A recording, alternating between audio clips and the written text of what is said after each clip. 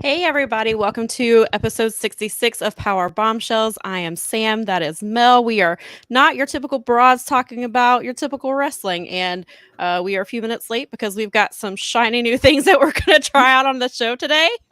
Mel's playing with new stuff that she got showed. Yes, so you Mel guys has, are going to have and we're going to see it in real time because I've only seen a little tiny preview of what she's learned. And so I'm excited. Sam's going guys, to be totally stoked. You guys get the insider view of the Power Bombshells. do our evolution. So if you're watching live, you're like, yeah, really you audio in. people are missing out. Seriously. We're gonna have some visual things today, and then we're gonna bring it back for I'll use it obviously moving forward, but next week is obviously our wonderful pre show for Double or Nothing, and so we will get to use it for our match graphics next week. So, and then we have something exciting the week after that it works out perfectly for. So we have some exciting things coming up over here on the Power Bombshells, and we get to do some fancy looking things with it. So excited about it. And so just bear with us today. We're learning how to use it. So it may not come out perfectly, but we'll figure it out. I think it's gonna work okay. I think so. Yeah, I think, and that's not to doubt solid Mel. Okay. That's not to say that Mel doesn't know what she's doing, which no, is our first time. This is my first time. This is our first time using it, so we might have a little bit of trial and error over here. We want to make sure that everything works good for this week, and then this is good because, like Sam said, yeah, we're gonna have so we're back with our pre-show. More sparkly. So our pre-show will be everything gets a little sparklier. You learn new things. That's what you're supposed to do. Yeah, especially, and then we're coming up. Especially, it's perfect time to get sparkly because we're just a few episodes. We're just a few episodes away from our nice episode, and we will have an announcement about that. I guess maybe next week or when we get a little bit closer. Probably next week. I think. Yeah. So stay tuned for that about the nice episode. But like I said, that's a few episodes away. So we're here back on episode 66, which is just as good. It's great. It's great. It's 3 before. It is 3 before. So I love that hat. It's great that thank you. We had no guesses in the chat this week. We did not have any guesses in the chat today. But I think a lot of people are so shout out to some of our folks who are at like wrestling shows and fun stuff this weekend. How dare them not be here live and go to actual wrestling? What's wrong with them? What's wrong? But see, I know some of them will at least tune into the video because they'll want to see this hat. Yes. We'll have to, you have to come see our graphics and tell us what you think about it. And if you're usually an audio listener, feel free to hop on over to the YouTube sometime this week and check out the fancy graphics we have. YouTube Fight Game Media. That's it. It's so super easy. It is. Sorry, I should have plugged that. My bad. No, you got it. No, I was just following up. Yeah, I was given the actual thing. Yeah, I should probably put the banner up, but the audio listeners can't see that. They cannot see that banner. That is true. Oh, I love it. Do we have any? Oh, Nikki says, great hat. Hey, thank you. Yay. Welcome. Nikki is here, so she can contribute to the chat. I'm sure she'll have things to contribute. Yeah, we have a lot to freaking talk about today. I was like, let's not make this a 3-hour show. We could easily make this a 3-hour show today with everything that happened, but I was like, next week might run a little long because we have BOSJ finals and we have obviously the Double or Nothing show. And she said she was here and then she messed up her chat. Well, that's fine. Well, we're glad that you're here now. You can talk to us. But so except for with BOSJ, we're behind. We've watched the first 4 episodes, and then we were going to try to start last night, but then we actually were clearing things off of our DVR, and 2 of our shows when they had their season finales, and we were Yep. we were trying to avoid spoilers because it was a season finale, because I nearly saw something, and so I was like, let's just go ahead. Gotta watch them. Yeah, I was like, not that I don't want to. I was like, if I get, Nikki was like, I would rather be spoiled on BOSJ than be spoiled on our shows, and I was like, exactly. And so yeah, but we're gonna try to get caught up, because there's so much stuff happening this week too, and I hate that the finale is the same day as Double or Nothing, because I'm not gonna get to the finale. Yeah, I don't think I can, because we've got this and that, and there's no way I don't usually, if we have a show, I don't usually get up. I might on Dominion morning, just because I'm so pumped to see that show. Completely understandable. Because I am excited for that one, and that one I might just get up and, I might not get up at 5, but I might be on a delay and be before this, but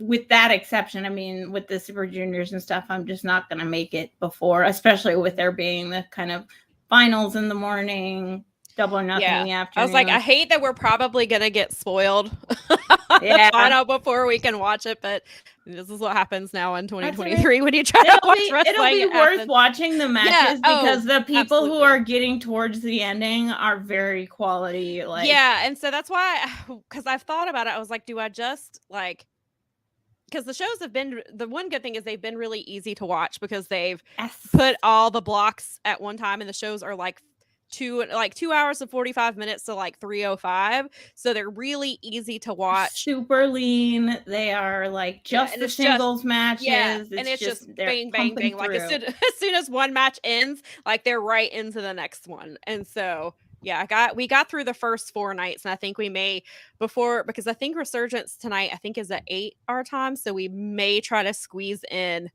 night 5. It's gonna be tomorrow for me today. I'm caught up, but except for today. Oh, well, good. So that's good. I've been taking I took a day off because I knew that they were taking a day off the next day, and so I did that. There you go. So I think they took their day off yesterday, but I was like, yesterday worked for me to catch up on what I was missing. Oh, perfect.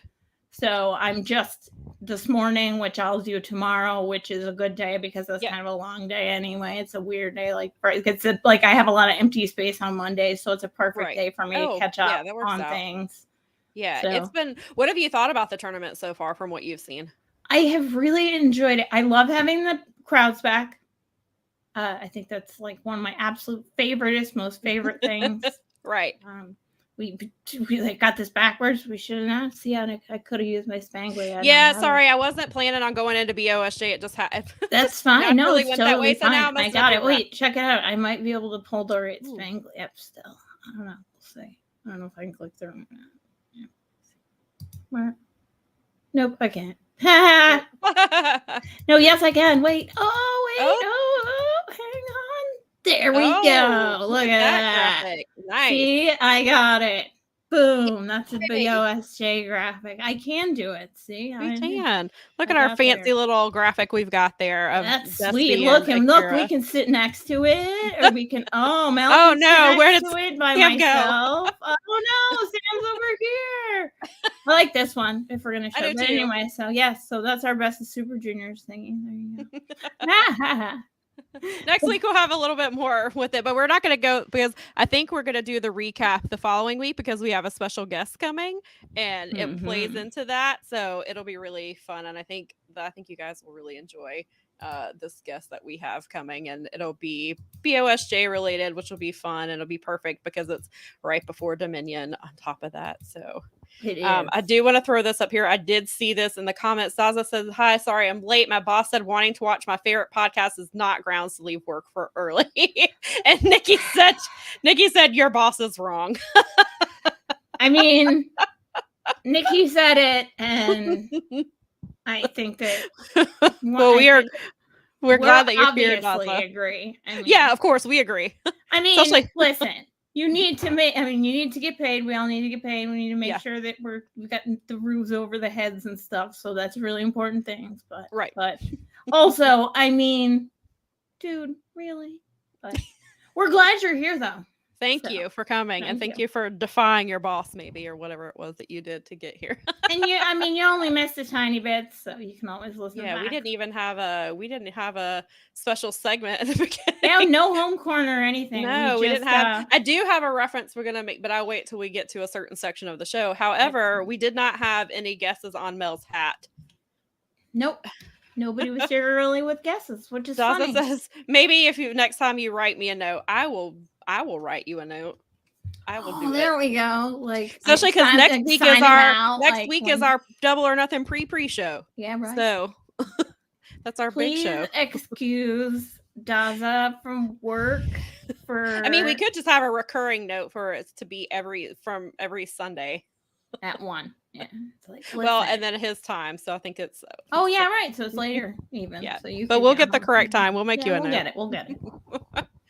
So we have the internet. We can totally figure time out. We can put the Fight Game Media little logo on there. Oh, there you go. Make it official. Like on. Put the Powerbombshells logo on there. Oh, the best part is that because Garrett is in the bag for AEW and is getting paid by Tony Khan, that makes it super extra official. Right, exactly. So, I mean, that is the Daza, we got got boss. That's like Mark Sterling level binding, right? It there, is. Okay, it truly is. That's like, I mean, get your that's attorney. Powerbombshells attorneys and get her outer of workers. Oh, dude. Anyway, so, we're glad Daz is here, though. It's great. We are, and Nikki and people who are not in the chat, we're glad that you're here too. Yeah, we appreciate that. And if you're listening to the replay later on, we or watching this video on the replay, we appreciate that too. Yeah. If you need us to write you get out of work notes so that you can listen to the podcast, DM us at Powerbombshells on Twitter or on Instagram. We're pretty much Powerbombshells everywhere. Fortunately, we got a fun, unique thing going on. So yes, and we have just the cutest little Powerbombshells for her. Me too. Stuff, they look great on letterhead. They really do. We can we'll have triple. And sort of, we'll have the little in sort of AEW, but not really. It's implied. Right. Well, right. The Fight Game Media thing implies the yes. Tony Khan in the bag for Tony Khan. Right. Yeah. Of course. Totally. We all know that. Speaking of Tony Khan. Speaking of Tony Khan, that was a fantastic. Thank you. So speaking of Tony Khan. Holy crap, look at this. We got, look at this fancy graphic we've got over here.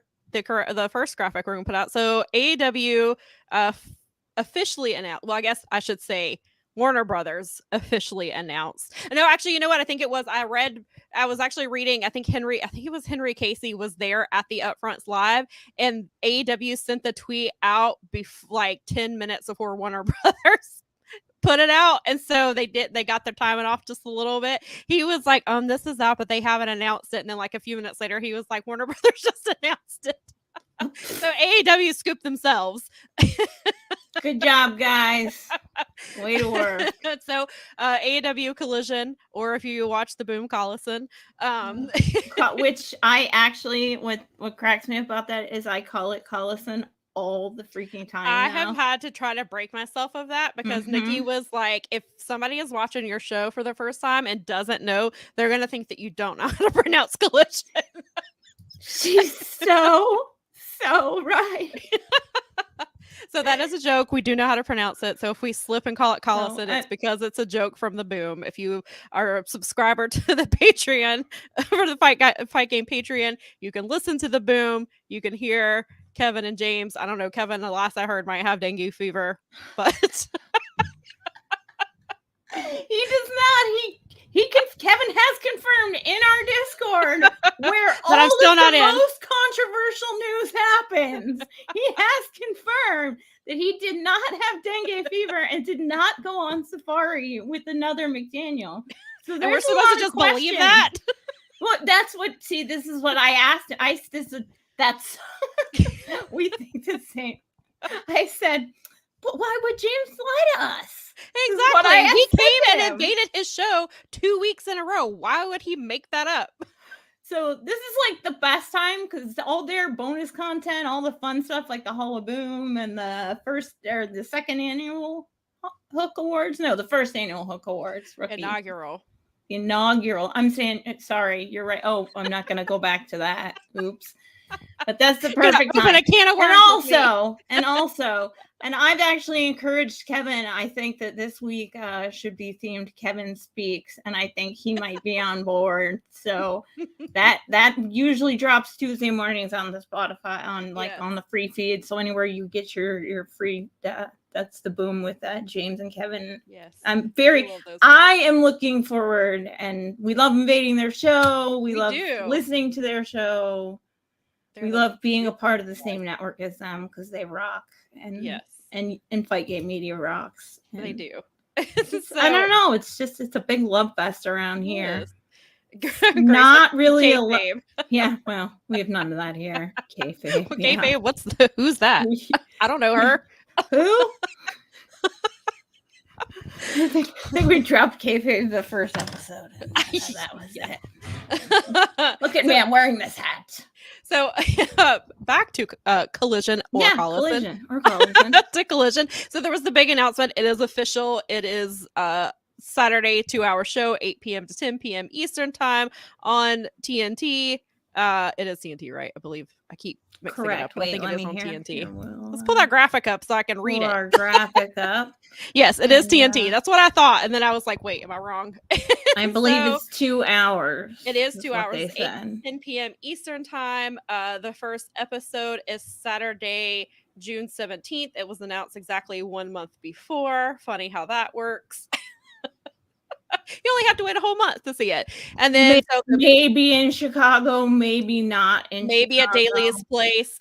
If it's at Daly's Place, maybe my dream that I had about Edge coming to AEW, maybe that's where it will happen, since I dreamed, if you missed several episodes ago, I was talking about a dream that I had where Edge left WWE for AEW and he debuted at Daly's Place of all places with Christian. So that's right. They have a request in to get Daly's Place as a potential alternative. That's the alleged rumor going around. Well, that's what Dave was saying on Wrestling Observer Radio. So that's he tends to be one of the sources that I tend to believe that,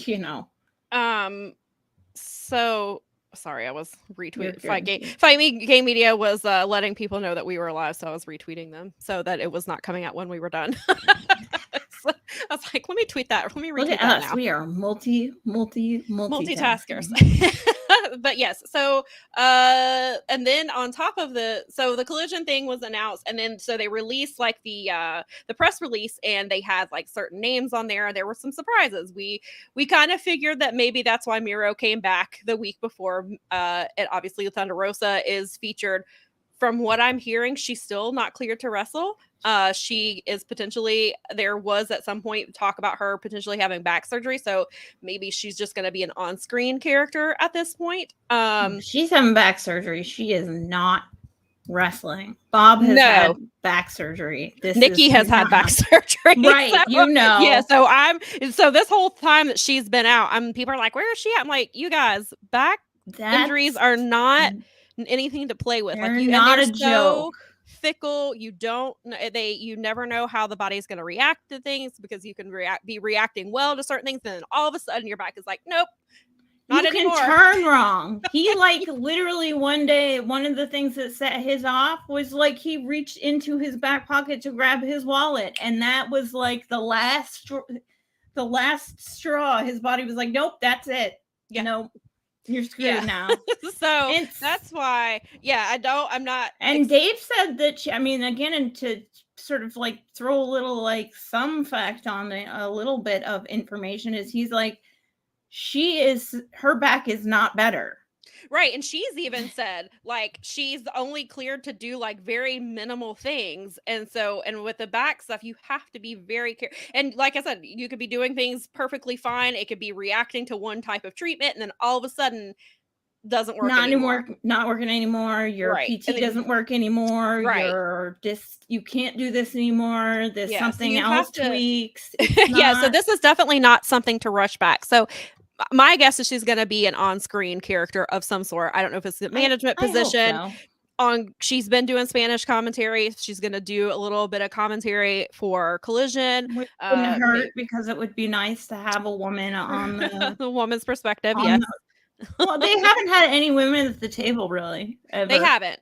They had, yeah. I'm sure they have. Back on, I think it was Elevate. Was it Elevation or Dark? They've had Veda. They had Veda Scott do commentary, and she's doing amazing. Speaking of her, she's just awesome. Veda's killing it with broadcasting. So I would love if they want to use Thunder Rosa, that's great. But if they are looking to bring in a woman to do commentary, then I would tell them to hire Veda Scott in a minute. I think they need that. I think it would Veda would be them because and I think Collision would be a good place for it. That's that's a great point. I think and they can't afford to lose Renee doing the backstage stuff she's doing because the influence she's having on people like Lexi and of course Dasha. Thank you. Mm-hmm. Is very, very apparent. Right. Because they have they have a model to follow and then they can do their own thing with that. And that helps people a lot. That's something that, and for me, just in daily stuff, it's like, sometimes just need to be shown something. It's just easier for me. I'm a visual learner as it is. Right.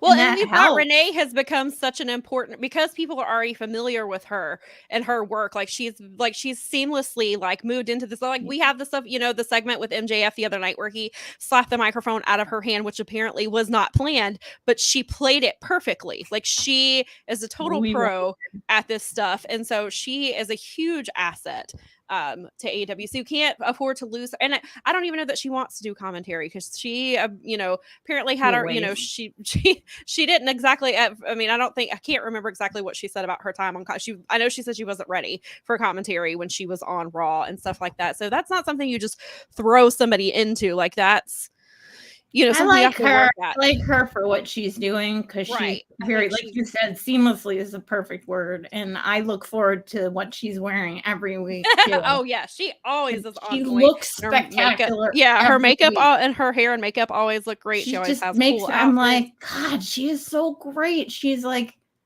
no wonder Jon Moxley married her. Seriously, I'm like, dude, I get it. And she puts up with that, and she's like. She puts up with that. She's like, yep. I love watching it. One of my favorite things, actually, it's kind of favorite, not favorite, but it's very clear that she knows exactly who she married. So it's awesome. Right. Is to watch her Twitter during his matches on pay-per-views. Oh, the best. Because she's very funny about the way she copes with it's I love him, but this is him, and I love him, and that's fine. Right. And there's a whole marriage section. Yeah, and then sometimes she's just she's like, what is happening? Or she's like, why is this? She's like, I am gonna have to do this. Is not. No, she's great. Yes. So Daza said that he heard an interview where she said she never asked to do commentary on WWE. She was just told one day next week you're doing commentary, which I believe that's that I heard that as something similar as well. And we'll bring this back to the back thing. Nikki said, oh my gosh, Britt's backache. I know back pain and I know all different levels of hurt, but my gal regular back pain is not the same as disc injuries. Yeah. So if you watch All Access, Britt was constantly, well, my back hurts too, and I'm here every week. It was always a pissing contest over whose back was worse. This is why I was concerned about the Thunder Rosa thing in general, and I agree with the sentiment that's floating around of, did she feel like she needed to do that because of the things that were going on All Access, because wrestling is a petty business, and there are a lot of things changing right now, and I really hope that's not the case, because you can paralyze yourself. Right. The Thunder Rosa's back injury is a lot worse. Of course, when you're a wrestler, you're gonna have back pain, and I am not minimizing that at all. Everybody has, we're women. How about this? Let's break this down even further. I'll get even more meta for Britt Baker.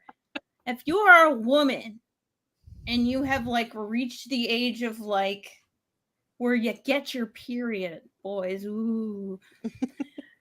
Like, you're going to have back pain. Right. You will have some kind of back pain from that point on in your life, even if it's a tiny bit where you're like, oh, my lower back hurts or whatever. But like, ladies, because of how our bodies are built, and because especially female athletes, and I know this from having played my entire life from the time I was 5 years old. I played football, world football, soccer. My back is it's trash. My back is trash. My knees are trash. My ankles are trash. You play injured. We get it. That's awesome. But if you were experiencing the level of some of these injuries as like, you wouldn't, it's not up to you. It ceases to be up to you because your back goes, that's really funny. If you want to move, you will be in such excruciating pain that you will actually potentially pass out or worse. Like, even I have had my experiences with it, and it's like, you get that paralyzing back pain, you're like suddenly afraid for your life. Right. You're lucky if you can get out of bed. Your panic centers start going off. Like, you're not wrestling. And and she shouldn't. Please get better. Don't be ashamed of that. I understand that this is like this business, and there's a lot of. This is a serious, like you said, this is a serious thing that she could potentially get paralyzed and never wrestle again, let alone do a lot of other things. She could never walk again. How about like not being able to move, losing? I mean, do not mess with this. This is not like, don't.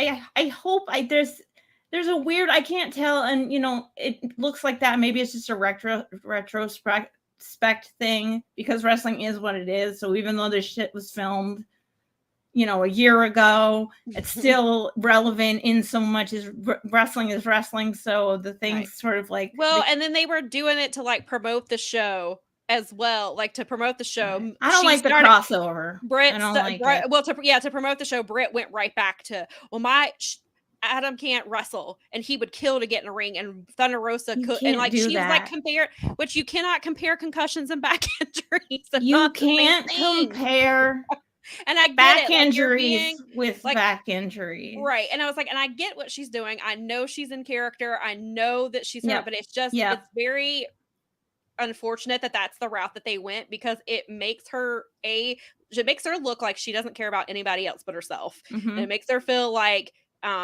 people are below her. But then people who don't understand that Thunder Rosa really is as injured, they're not on the internet like we are. They don't know how bad Thunder Rosa's injury is. So if they're watching All Access and hearing Britt say this, oh, she's flying around to seminars, why isn't she at work? So they're going to believe what Britt is saying. And that's not fair. Well, and that's essentially what they're promoting when they're doing that, because that's what's on the TV show, and that's how the TV show's been edited. And again, because you were the one who said it in the first place, because Warner Brothers is the one who has the final say on these things.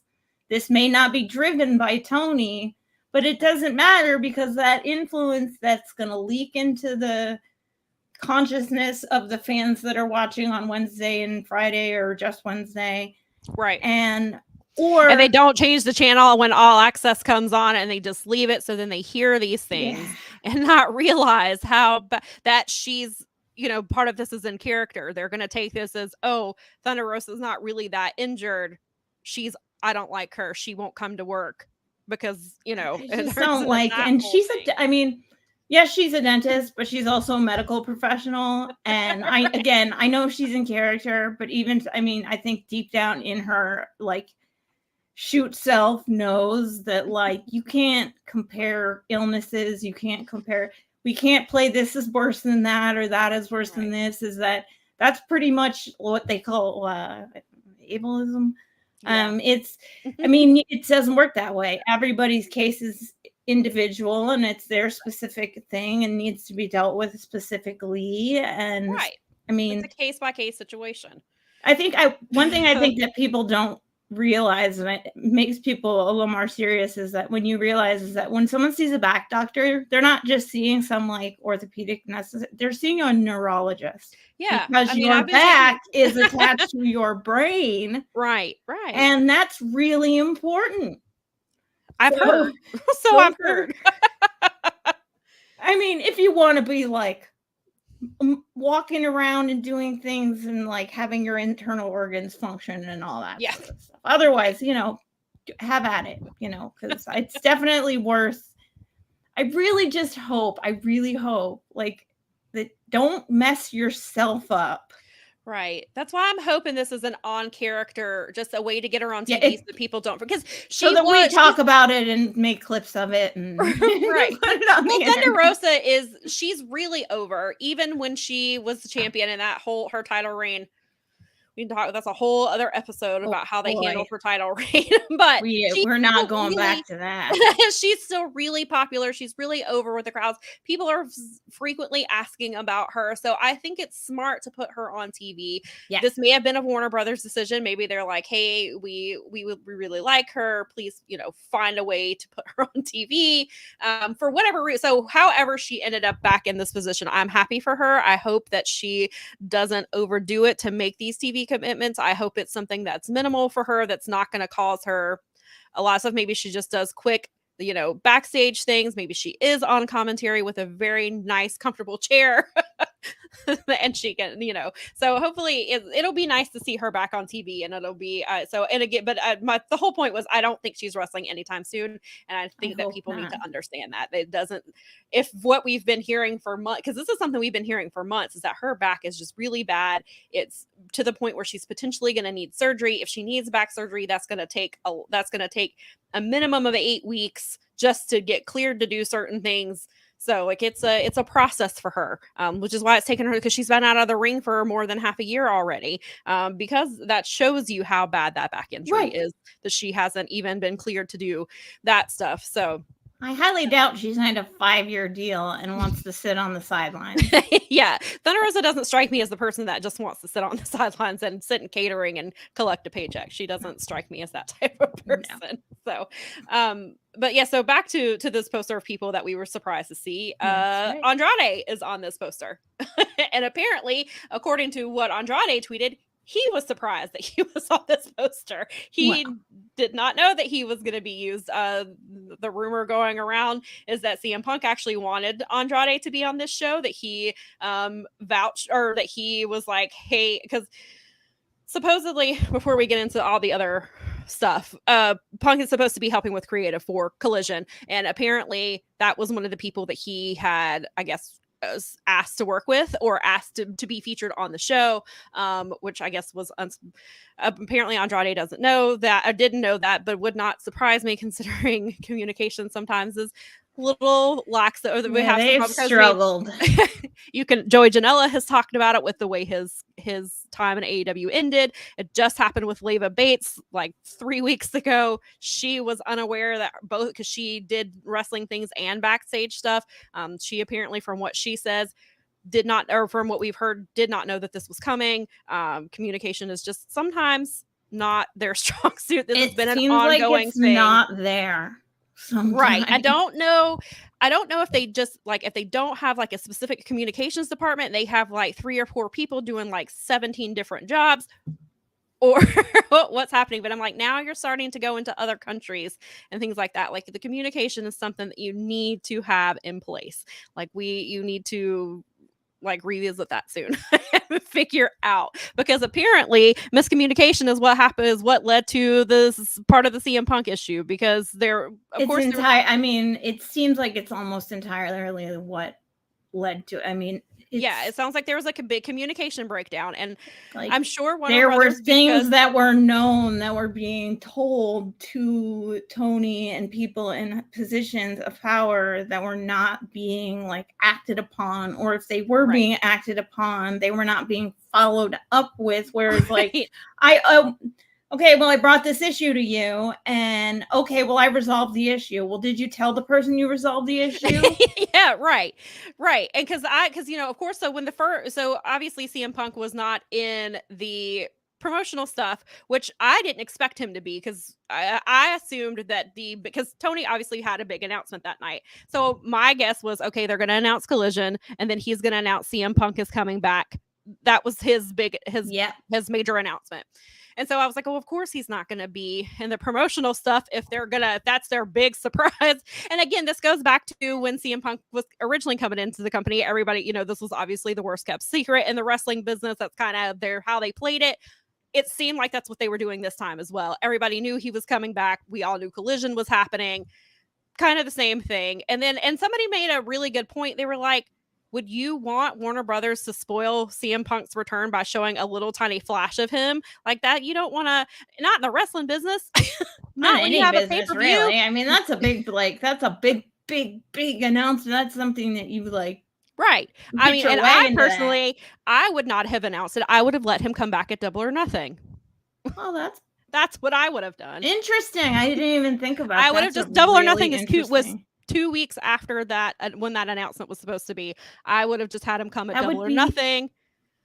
And they would do like weird premieres usually. And even though that would be a re-premiere, that would be kind of in keeping with the tradition of having a major at Double or Nothing, because that's where John Moxley debuted. Mm-hmm. And they typically, and at Revolution, they didn't have any wrestlers debut or anything like that.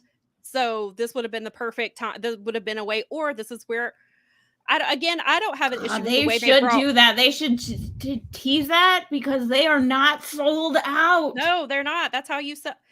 Unfortunately, they are not having, for whatever reason, Jay White is struggling to sell out Vegas.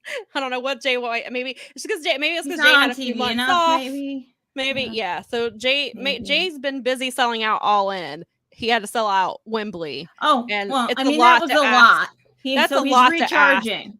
Yeah, that's got to be it. And so that's probably why Vegas hasn't sold out yet. Jay's, like you said, Jay's recharging. And they still have time. So, I mean, So, yeah, I would just, so there was that miscommunication. So then it turned into this whole thing of the stuff with Ace Steel.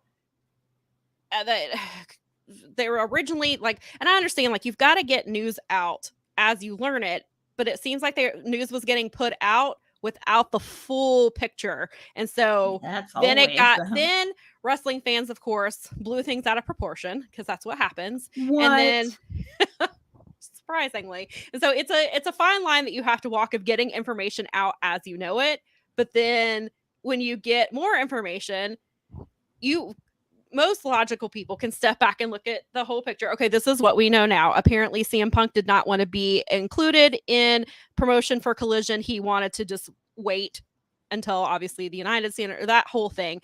And then it sounds like, so some people say that he was removed from promotional stuff, but then some people say he was never in the promotional stuff because he didn't want to be. So there's like back and forth with that. Then there's the Ace Steel stuff about, he was going to be rehired and he was going to be on the road with CM Punk at Collision, and then the decision was supposedly made that he was not going to be on the road. Then we find out Ace Steel was rehired apparently a while back, has been working remotely, telecommuting for them. Yeah, so there's just all this crazy. But I guess that what the Observer guys were saying was that there was never a plan from the Warner and AEW side to bring Ace Steel back. But of course, Punk, being friends with Ace Steel, was trying to bring his buddy in to get a job. And so they figured that they could transition it. And he said that, he wanted to do that for Collision. And that was like a hard no. That's a line in the sand for some people, apparently. I mean, a lot of this is because it's wrestling. It's always going to be at like, it's worked.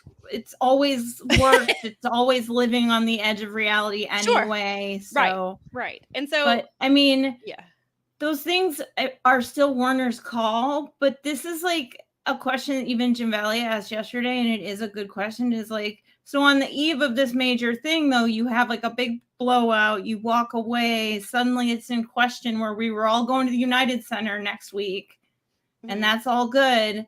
Now it's like, we'll announce where the show's going to be this week on Dynamite. And so they went. So then that makes me kind of wonder, was CM Punk going to actually be the announcement on this past Wednesday? Because they announced that Collision's going to Canada. Because then I'm wondering if CM Punk if it's true that he didn't want to be in the promotional materials, then maybe maybe that wasn't the announcement. Maybe we just assumed that was the announcement because it makes sense. So was he never going to be the announcement, and it was always going to be, because they didn't do the major announcement. I think it was just Tony Khan has an important, maybe it was a major, I can't remember which. It was an important announcement. He announced the Collision show, and then I think a lot of people expected that he was going to announce that he had a new deal with Warner, and then everything was all set, and they were going to say this was going to be at the United Center, and everything was going to be great. But then there was apparently some BS, and Punk left, and he made some stupid social media posts that started some and then apparently craziness. From what Nick Hausman, which is interesting that it's Nick Hausman because we all know about his but Nick Hausman's reporting is that CM Punk never wanted to be in the promotional stuff. He's still with AEW. He that's where, and then he was the one talking about the miscommunication between Warner Brothers and AEW and CM Punk. And so that goes back to, and I was thinking, I know Warner Brothers, obviously they're in the entertainment industry. I'm sure they deal with stuff, but I'm imagining, understand how are they looking at AEW? I wonder how they're looking at how the wrestling media is handling this story. And if they're just of course it's all entertainment. So I'm sure they're used to some of it to an extent, especially when you have, you've got actors and actresses and movie people who are have media PR crisis, I guess. so there's not they're not new to it, but I was I wonder how this is how they're seeing all of this play out, and they're just I guess for them maybe it's just this is more promotion for the show because now people are going to tune into Collision if this is not resolved before then, as far as we know of what CM Punk is doing, and if we know whether it's United Center or not. If we don't know if CM Punk is coming, then I guess maybe people will tune into Collision to see if CM Punk comes. And so to them, this may be they're promoting big work, and they're doing this, and it's all they've been messing with. This entire thing I don't know that it's necessarily has been elaborate work. I don't think it's necessarily that. No, the whole thing, all the way back. Maybe it is. Maybe we're all the way back to All Out. Starting all the way back with MJF and that carniest business of Carney. We always talk about this being a Carney business. Maybe we've all been worked this whole time. I think it'd be interesting though, because it is interesting to point out, if it was a mainstream celebrity or a mainstream politician or something like that, and the Twitter or social media was reacting the way that wrestling Twitter reacts to this stuff, and I was looking at that and didn't understand wrestling Twitter, and only looked at it from a perspective of politicians and celebrities, I might lose my mind as an executive, because I don't understand that the market is it doesn't even it's really where wrestling is very much a blip still. It does make it's in the top 50 and it's still making money and all this. It is. But it's still very niche. Pretty niche. Yeah. It's not a mainstream celebrity or a mainstream politician, or this is not the Johnny Depp case or Donald Trump or something like that. But wrestling Twitter's reaction and wrestling social media's reaction might be read that way by an executive who doesn't understand otherwise. Right. And I just kind of wondered how this played out for how somebody in Warner Brothers was watching this play out, what they would think. And another reason I thought this is because Thursday or Wednesday just became a huge pissing contest. Oh my God. And it was just with reports and stuff, and then just because people were referencing some of the things that CM Punk was saying, and so then it was just, and I was looking, I was scrolling my timeline, and I was you do see that this is not women doing this. There are no women wrestling writers acting like this. They're not calling out other writers. They're not saying that, that none of this. I was it's just. You did make me think. You have gotten me into a mindset now because of just listening for long enough. Is that it made me think to myself a couple times this week, what if women and or black and brown people were doing this?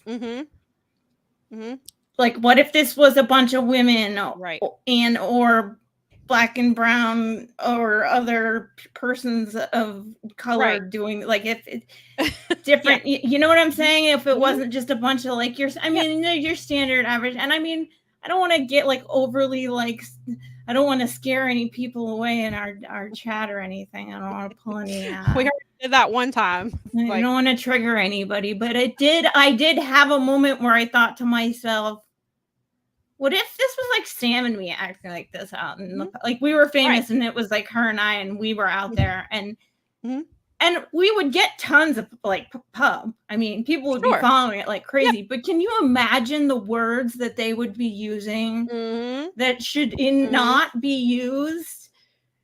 Where it's like, well, you know, this is just, these are adults, grown men. Yeah. So for the professionals, they're supposed to be professionals. It's a professional. Yeah, and Daza said that these were grown men doing this, made me smack my head. Yeah, because I was just watching it play out, and I was like, if I were doing these things, or if it was, if this was Jade or Britt or Willow or somebody acting like this, like, and I was like, the discourse would be completely different. I mean, they would be getting called out, of course, because there were people calling people out for behavior, but they would be using a lot different language. Yeah, but there would be a lot more sexual politics. Right. And Grace said, well, why are you being hysterical? Exactly. So just watching this whole thing play out, I was like, this app is like, so I just really was not commenting because I was like, and then that's why, like, the next day when more information came out, and I was like, maybe we should just try to balance things out and kind of wait for the whole thing to come out. That's where I'm at. I was like, wait until, sure, I understand because of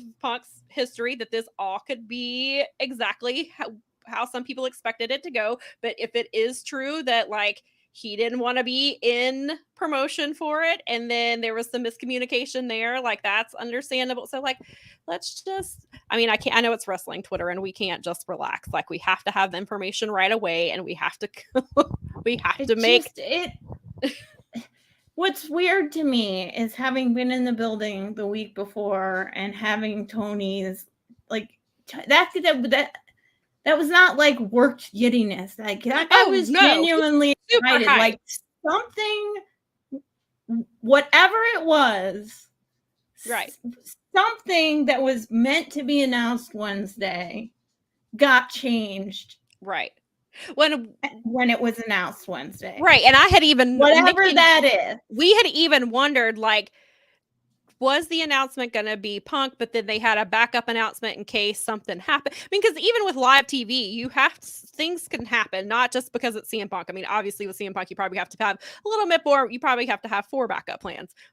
But with just wrestling in general, you generally have to have backup plans. So that's why I wonder, because they had the graphic ready to go. Like, they had the dates that they were going to be there. So I was like, was this going to be just a social media announcement? But then I was like, for people in Canada, I'm sure this is a big deal for them. They're getting they're getting Forbidden Door, they're getting Dynamite, they're getting Rampage, they're getting the House Rules show, they're getting the Owen Hart tournament. Now they get Collision. So I was like, for them, so maybe not for us, maybe it's not a major announcement, but to them, it probably is a major announcement.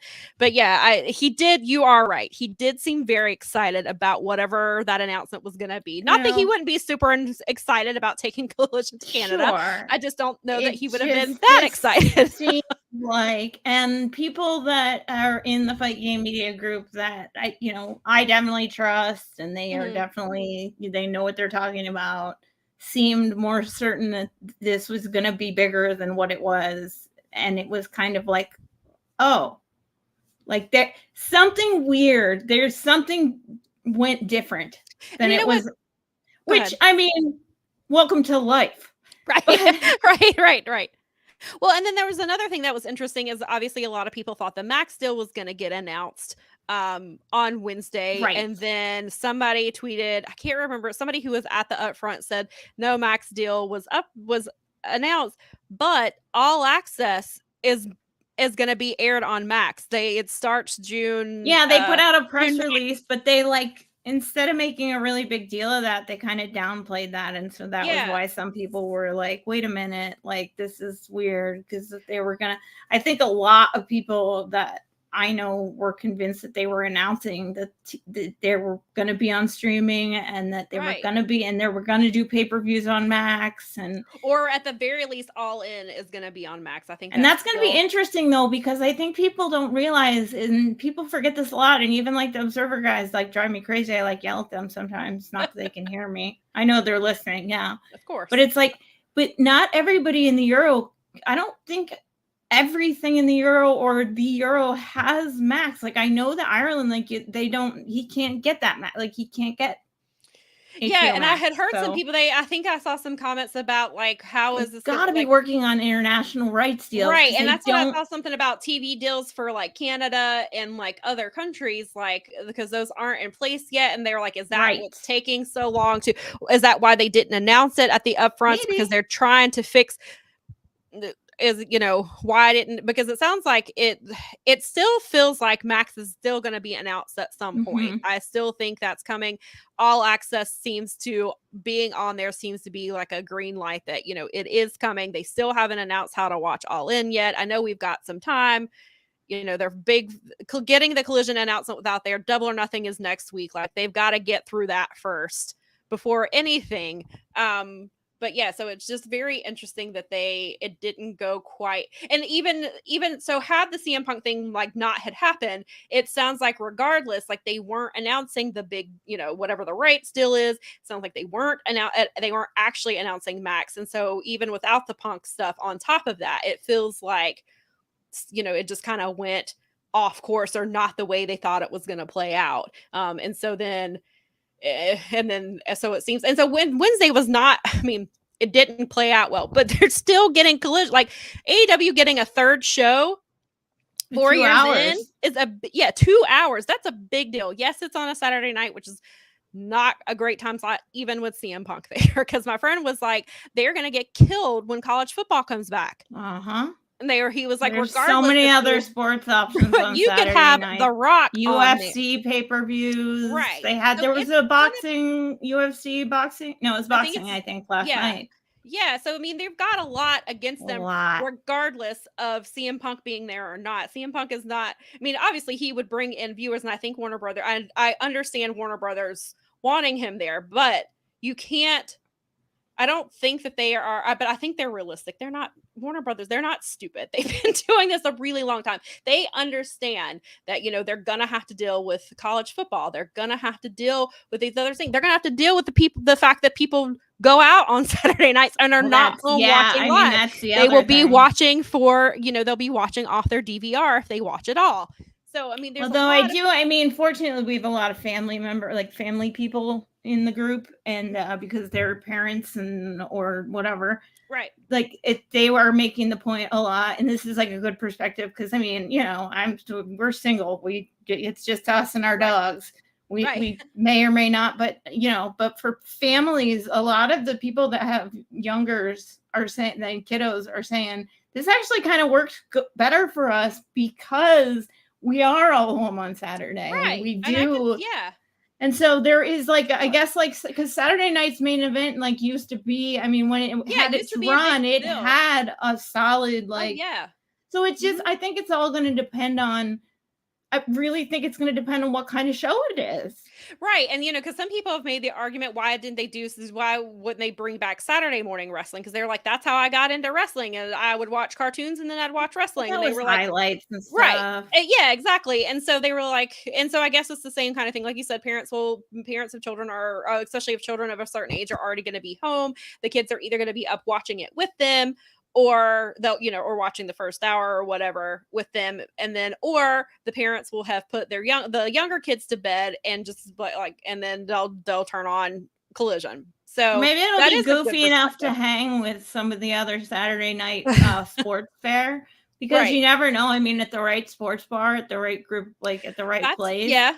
That's you pop that on the TV and you got a bunch of people just cracking up at some fun. I mean, if it's, depending on what kind of show it is, again, if it's depending on what the balance of talking and wrestling and and then look at this roster that you have, you have House of Black, that's gonna get definitely some characters on there. You pop House of Black, Orange Cassidy's in the poster. If you pop House of that, is on somewhere and you look up and you see House of Black, it's probably going to get your attention. Assuming when Danhausen is cleared from surgery, he will likely be on there. So if you're at a bar or out somewhere the show happens to be on and you look up and you see Danhausen on TV, it's probably going to get your attention. And they need to have that show that James has been talking about forever, that I've completely agreed with forever, is like right after Collision, they should have a movie night with Danhausen show that he would be, and he can do all the like, he can do all their like Star Wars and they should Marvel do Dan. They've got to do reruns. something. They've got to maximize Danhausen and I RG completely City doing agree stuff with together. James. I'm 100% with him that on would be great because I saw something about they're bringing back. I think they're bringing back Dinner and a Movie or whatever it was, where they used to have like people come back and so I think I saw something. They're rebooting that, and so that would be you like could make that work on social media and do like live stuff with that pretty easily. And Danhausen would be perfect. And then you've got somebody like RJ City who is very fluent in. Oh, that's another. Like he's okay. Hey, W. I did not think I would enjoy that as much as I. Listen, we have free ideas over here. Dude, I did not realize I was going to enjoy that show as much. My friend was like, you got to watch the Taz one. Hey, W. Yeah, I ended up watching like a whole bunch in a row. Nikki and I are very this behind. Is kind of hilarious. We love that show. We're very behind, and we've been trying to watch them in order, but I don't know if Nikki has seen who today's guest is. Like I told her when I saw who today's guest was going to be, I almost wanted to be like, I want to just watch this one and then we'll go back and catch up because I want to see this episode so bad. And then I saw RJ's tweet earlier. He's like, I don't know why this episode's not up yet because they accidentally put it up on Friday for 20 minutes. And now it's not here. And then I saw him reply back and he was like, it's here. But I don't know if Nikki, if you're listening, I'm going to spoil it if you haven't heard yet. Today's guest is Juice Robinson. And I need Juice. I cannot wait for AEW. Okay. Nikki said she's seen who it is. Good. I didn't spoil it. Sorry if I spoiled it for anybody else, but today's guest is Juice. Juice, I want AEW to see the Juice that we've seen in New Japan. Yeah. Like because he cut a promo. I don't know if you've seen the promo he cut for Fred Rosser for their match today at Resurgence. No. I saw it on Twitter, and I think that's probably the only place that it is social media because Juice doesn't have social media. Juices, so I think just where it cut.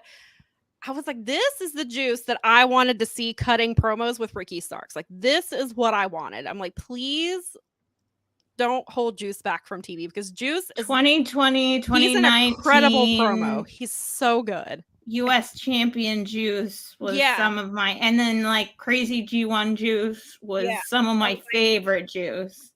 Juice so I was like, I think I want to just go watch that episode and then we'll go back and watch because we're a couple months behind just because it kept getting out of hand and we just kept getting behind with it. There's too much. It's okay. AEW is, and then usually episodes are between like 10 and 15 minutes, so it's not like generally. Yeah, no, those are perfect for. I like them for lunch, and I like them for. I need something different right now. Right. Like I need something to listen to, but that's not too long and over. Like and not like too thought.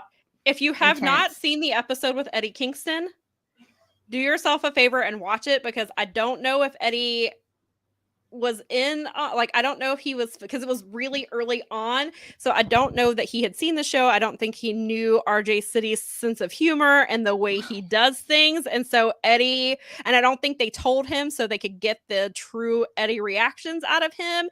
Because and the Taz episode is very good. And I think it's the Acclaimed episode. Was it the Acclaimed? Or their one with Ricky Starks was good too, but the Eddie episode is still probably my favorite AEW episode. And the only thing that is hard about AEW is it is on AEW's YouTube, and you have to go looking for it, or you have to find the playlist and watch from there. So if you it's hard to dig. They need to make it easier to access because it's worth it. Though it's a gem. It's a hidden gem on the AEW YouTube. It is. I'm really glad my friend pointed out. RJ City. There's some people that I just love, and I know that like my friends know that like he was just like, you guys got to go watch the Taz episode right now. Yeah, we are all we're all pretty big Taz marks in our own way. I would recommend just watching every episode, but if you want somewhere to start, I would either start with the Taz episode one's great. or the Eddie Kingston one, because Eddie Kingston's reactions to RJ. Well, Eddie's just Eddie, so he's great. Yeah, and so and he was early, like he was maybe third or fourth episode. Oh, that's and fun. So like it was they were kind of like fun. Though Danhausen one's really good too, because Danhausen and RJ City are friends, and so they play very well off of each other. Mm-hmm. So that episode is really good too. But yeah, just Eddie and Taz, definitely go watch those. And I think, yeah, Nikki said Ricky Starks was very good because he was able to keep up with RJ. Yes, Ricky was great. He was ready for everything RJ threw at him. That's great. So I'm gonna catch up on some of the comments over here. So Daza said they don't get Max. The shows and films on there are on other channels. And Daza is in the UK, just for fans who are viewers who are not aware. Films for Max often get cinema releases over here. And then he also says the thing is WB will be aware of the realistic ratings. Yes, exactly. And Gray said yes, it was UFC that was on last night. So that is something they're going to have to contend with, which I think they know that. Well, they do Saturday nights. Yeah, they know that they're going to have to deal with UFC on certain Saturday nights. They're going to have to deal with college football. They're going to compete. They will ultimately be competing with themselves, because at some point the NFL's got those Saturday games that come out. Yeah, that's true. In the mid to late season. I still, as a kid who only had the 2 nights, I still forget that the Thursday and Saturday games. Like I forget. Yeah, the only time I ever watch Thursday games is when the Panthers are playing. Yeah, if the Panthers are on, I will watch it. Yeah. Daza says WB people know more than fans on message boards, even the smart ones. Sorry to break it to people. Daza, how dare you come on our chat and say something like that? How dare you come on a podcast and say that people that create content and social crap? We are totally joking with Daza. An executive who makes a lot of money knows more than us dorks doing this for free in this silly hat. And we are totally giving out to Daza because he is our friend and he knows we're joking. For those of you who might be new here. Daza said the Adam Cole AEW episode is my favorite, but there are so many great ones. Hater was a good one too. I don't think I've seen the Adam Cole one yet, because like I said, we're like 2 or 3 months behind on it, and we had been trying to watch. You're not caught up on every single piece of wrestling content. No, and I should. That's the one show I should be caught up on, because I love AEW. It's hard to keep up. I don't care. Even just with the one tournament. And I have way more open days than most average humans do, and I still struggle. And you can at some point you burn out. I don't want to not like watching wrestling anymore either. Right. Yes. And so last night I was like, you know what? I don't think we didn't watch any wrestling yesterday. Now that I think about it, we watched Rampage was on early Friday, and yeah, we didn't watch any wrestling. I make I have like definitely 2 days a week where I kind of say to myself, unless it's like a wrestling, like a Wednesday, if it happens to be a Wednesday, right? Then, but if that's the day, it's like I'm only watching Dynamite today. But I make a conscious effort during the week where it's like, this is my day for this other stuff entirely. I think we did. I think we watched Dynamite, and then I think because All Access wasn't on, we watched BOSJ night 4. Yeah, nice. Just because, and I was like, that's the thing, is like I've got to get caught up. So hopefully we'll get caught up soon. But I'm trying. So far, not a lot of things have been spoiled. Like I've seen clips of stuff, and if a clip comes up, then I'll try to just scroll past it. I did see, before we got to night 4, I did see the thing with Leo Rush being handed a baby, which it made me. Oh, I saw that. Yeah. Which I thought was great, and I was like, oh, the bad child is for the children. It was, yes. That was really great. It was an adorable moment. Yeah, and then the promo he cut after it, you can tell he misses his kids a lot. Big time. He even talked to he talks to Kevin Kelly about it a little bit. So yeah, and then really even cute. in the backstage segment, he was like, "I'm sorry, I'm so emotional," and then I'm crying. He was like, "I just really miss my kids," and I think seeing those two little kids in the front row just made it like real. And so I thought that was just it reminded me of the Filthy Tom promos from G1, where he was so open last year about his sister and that passed away, and just he was talking about, I think when he landed, family member, I can't remember if it was his dad was in the hospital like the day he landed in Japan or something like that.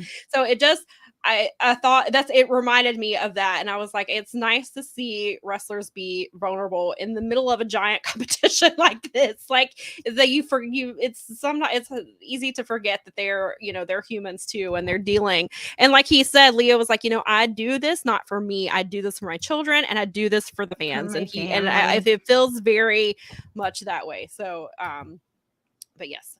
Daza says Adam Cole was in a grumpy character the whole time, but there was 1 second he broke character and started to laugh. Nice. RJ is good at that. RJ is good at breaking people and making them laugh or making them mad. Because they don't know how to deal with RJ. Sometimes they get mad at him, which is really entertaining TV. And so now that we're done with the collision portion of this, we'll get to the big thing that happened on Wednesday, the other big thing, which was, well, there were two big things. There was one where Don Callis was supposed to talk, and he did exactly what I said he would do. We would get a whole lot of nothing. I didn't get the I'm smarter than you, but we got the gaslighting. we got some gaslighting, which is he's like, Roman Reigns is not the only person who will come on your TV and gaslight you. That guy. Don Callis is such a fantastic heel. He's so good at this role. He's so easy to hate. I love Don Callis. I'm not gonna lie. He's one of my absolute most favorite characters. In every, like, even it goes all the way back to him being on the table on New Japan on Access. Yep. And I was like, who is this guy? He's brilliant. Yeah. And like there's one of the greatest moments in wrestling history for me was when Minoru Suzuki came after him and he screamed, "Oh my God," like a woman. He did. And like ran away. It's one of the most wonderful, it's like one of my highlights of wrestling moments. Just love that guy, and he knows what to do, and he plays in, and then they were so I don't good even care. I don't care who he's stabbing in the back. I don't care what the invisible hand is up to. I hope it gets him and Kevin Kelly back on a table together for a few minutes even. Yeah, and what's interesting is, and I thought Tony Schiavone played it really well, because he clearly is disgusted with him. He was like, you could see it on his face. He was like, I'm in the ring. Like, he just was very disgusted. Excalibur's disgusted on commentary. He was like, that man was like, Kenny Omega's like a family member to you. Like, it was played perfectly. And so, of course, this leads to, not to that one. Stay on that photo. Sorry. So we're all trying to figure out who's gonna come. So earlier in the night, like, the Young Bucks threw their luggage at Blackpool, and so we're trying to figure out who's gonna come out here. And it was Hangman Page, and so that pop he got was huge. And it reminded me of when Hangman was champion and people were like, oh, Hangman's not over. And I'm like, do you not hear the crowd literally every time his music hits? I mean, and so this was obviously because he's been out with an injury, because he's still sporting the eye patch, which is perfect. Like, Adam, I love it. Is committed to the bit. He's been going to autograph signings with it. He wrestled at the house show the Saturday before this. He wrestled a house show with the patch. There's nothing cooler than an eye patch on a cowboy like that. Of course. And of course he rocks it perfectly, just like his jeans. Like, yeah, of course. Outside of jeans and an eye patch. We got Jeans Omega, as he called him. Yeah. He entered the chat, and so Hangman appears to be with them moving forward, and we've got the Anarchy in the Arena match. So then that made me think maybe they are going to save Stadium Stampede for Wembley. Maybe. And they're going to do Anarchy here, which I think is perfect for these 8 people. Anarchy in the Arena is perfect for them, especially with everything they've been going through. Because Blackpool is at this point where all they want to do is fight people. They don't care. They will fight anybody they see. I mean, they already took out poor RJ City. Well, they needed. I mean, I think they needed something like this on this card. I do too. I don't necessarily. I mean, now they've got the ladder match and everything else too. But I mean, something like this. I mean, this feud has been one of the ongoing kind of best, in my opinion, the best stories on the TVs for a long time now. So, I mean, I'm very excited about Anarchy in the Arena with me too. Blackpool and yeah. Yeah, and this is the and John Moxley being like, "No, we're the elite. We're the most bestest." That just set them off. They're like, "What did you just say? You don't get to steal our gimmick." Right? Yeah, he definitely knew what to say to press those buttons. And so after the show, we see it was a picture that was tweeted out by Matt Jackson, and I believe he posted it on his Instagram, and it's the 4 of them backstage, and it says, hang on, I've got the tweet. I pulled it so I can remember. Yeah, it says the elite is complete. And then if you go to the Young Bucks like the actual page, the profile picture or the header photo is the 4 of them in the ring. And then I was just like, the Tim Robbins gift that's going around, what says, "You sure about that?" Because it's exactly what I said, because Alex Reynolds is waiting. He is ready to enter the chat. I'm excited. I'm here for it. Yeah, because I can't figure out how this is going to fall apart. I know. There's a lot of... This BT tomorrow is going to be very interesting. It is going to be very interesting. I guess they're going to let the match happen. And then maybe Alex... So do you can't... They've got to have Anarchy in the Arena. But does Alex Reynolds, maybe he just hints around at it some more and just kind of gets in Kenny's head, and Kenny's going to be like, "Nope, Hangman's here. We're good. We have to go after Blackpool because they're saying they're the elite and they're the heartbeat of this company and all of these things." And and so it's going to be interesting how this plays out, because it's almost coming to a head, and it's just going to be is it going to explode at Double or Nothing? Maybe Don Callis is Dark Order. Well, maybe the invisible we did have that conversation last week, and that is a good thing that you bring that up, because on ROH they are hinting that Stu Grayson is going to leave Dark Order and join the Righteous, because the Righteous have been kind of not quite recruiting him, but they basically are like, "Come join us." And Dark Order showed up last week, and they were like, "We see what you're doing. Leave him alone. Stop poaching our members." And Stu said, he turned around and he said, "Stop speaking for me. I can speak for myself." And then he turns back around to the Righteous and was like, something like, "I'll give you a shot," or something like that. So it seems like maybe there's a little dissension over there. Maybe Stu does leave and join the Righteous, and maybe Dark Order is going to ROH for a little bit. But so there's these little things happening in all these little factions. Moving around. Lots of moving parts. There are a lot of moving parts. And so that's a really interesting thing. So maybe Don Callis, or again, Don Callis will take money from whoever. Just like MJF, he will pay to get what he wants. So maybe Don Callis, a dirty, rotten monster, that guy. He is. I mean, so good at it. My favorite person, the best disdain for him is Tony Schiavone's disdain for him. Oh, he has. And when his disdain for MJF and Don Callis, those are the 2 best. Tony goes off on those 2. Tony Schiavone, he's like, "They're stupid, horrible." I just love them. They're the best. Yeah, they're so good at it. And I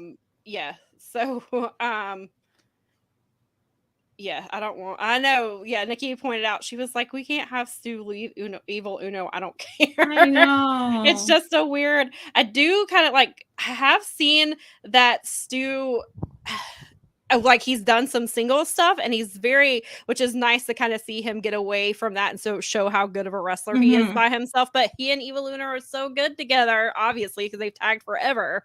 So it'll be interesting to see how that plays out. But it kind of looks like and like all the major, well, I guess Blackpool doesn't really have any dissension going on. They finally got their shit together. I think they've just decided they're gonna bond by beating each other up, bleeding with other, I think that was their thing. If you bleed with them, which is why people were wondering about Takesha, because Takesha has bled with them, but because of them. And so we don't know right.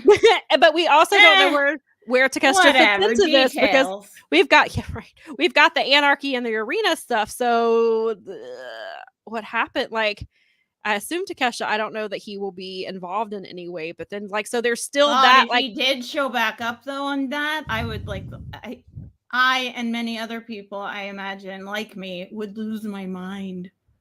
Same. So I can't go ahead and do that. I'm in. Let's go. So I really can't tell. I'm really just interested to see how this whole thing plays out. And I like that we can see some of it, but we still have questions on exactly how things are going to go, which is nice. Yeah. That we kind of have. But yeah, so I think, Double or Nothing, I think will still be a good show. We've talked, everybody has pretty much talked until they're blue in the face about how they don't know Tony lays things out. The pay-per-views always deliver. The wrestlers on those shows always deliver. Tony doesn't know how to do. He doesn't know how to build to pay-per-views. That's why they all consistently get like 6-figure or 5-figure buys when people don't expect it. Right. Yeah. Daza, this is a good point. Daza said it's funny because when JAS challenged BCC to an Anarchy in the Arena match, Moxley said he wasn't doing that shit as it had its time and its place. Well, apparently the time and the place is against the Elite in Vegas. That's right. So basically, the crux of that is I'll do Anarchy in the Arena when I say I will, and not before that. When I feel like it. So it's not that it's shit. It's just that he'll do what he wants when he wants, and that's it. Yeah. And honestly, it's Jon Moxley. So right, exactly. And then now that frees, and now we've got, not that they were going to do that there, but then now we've got Jericho and Adam Cole is happening in a what was the ladder match, right? No, that's not the ladder match. No, that's not the ladder match. That they just announced it on Rampage. It's the was it no DQ?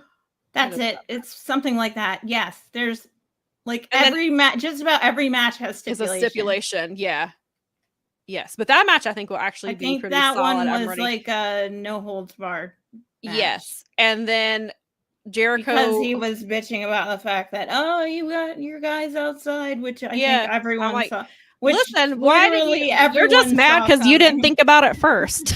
That's all that is. Then he rips done the same thing. It is unsanctioned. It's unsanctioned. Thank you, Daza. That's it. Thank you. Unsanctioned. Yeah. Daza, and so which is nice. Or when then he rips up the paper and Adam Cole's like, "That's exactly what I wanted." And Jericho keeps walking. It was the same thing with Ricky Starks.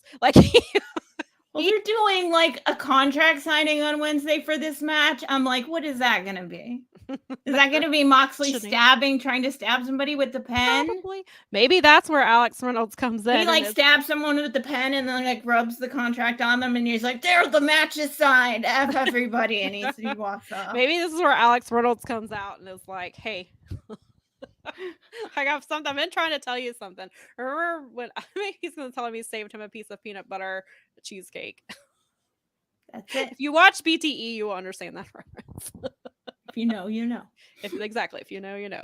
So yeah. So that was. I'm excited that Hangman is back. I'm glad he's back in the fold. We don't know how long he's going to be back in the fold because this little secret is looming over them, or does this lead to, does it happen between now and Forbidden Door and leads to something at Forbidden Door, which I don't know that it will, because I guess they try to, obviously they are not, I don't think they're going to do an AEW versus AEW match on the Forbidden Door card, but it'll be interesting to see, because they do just every match is interpromotional, so I don't know where that happens.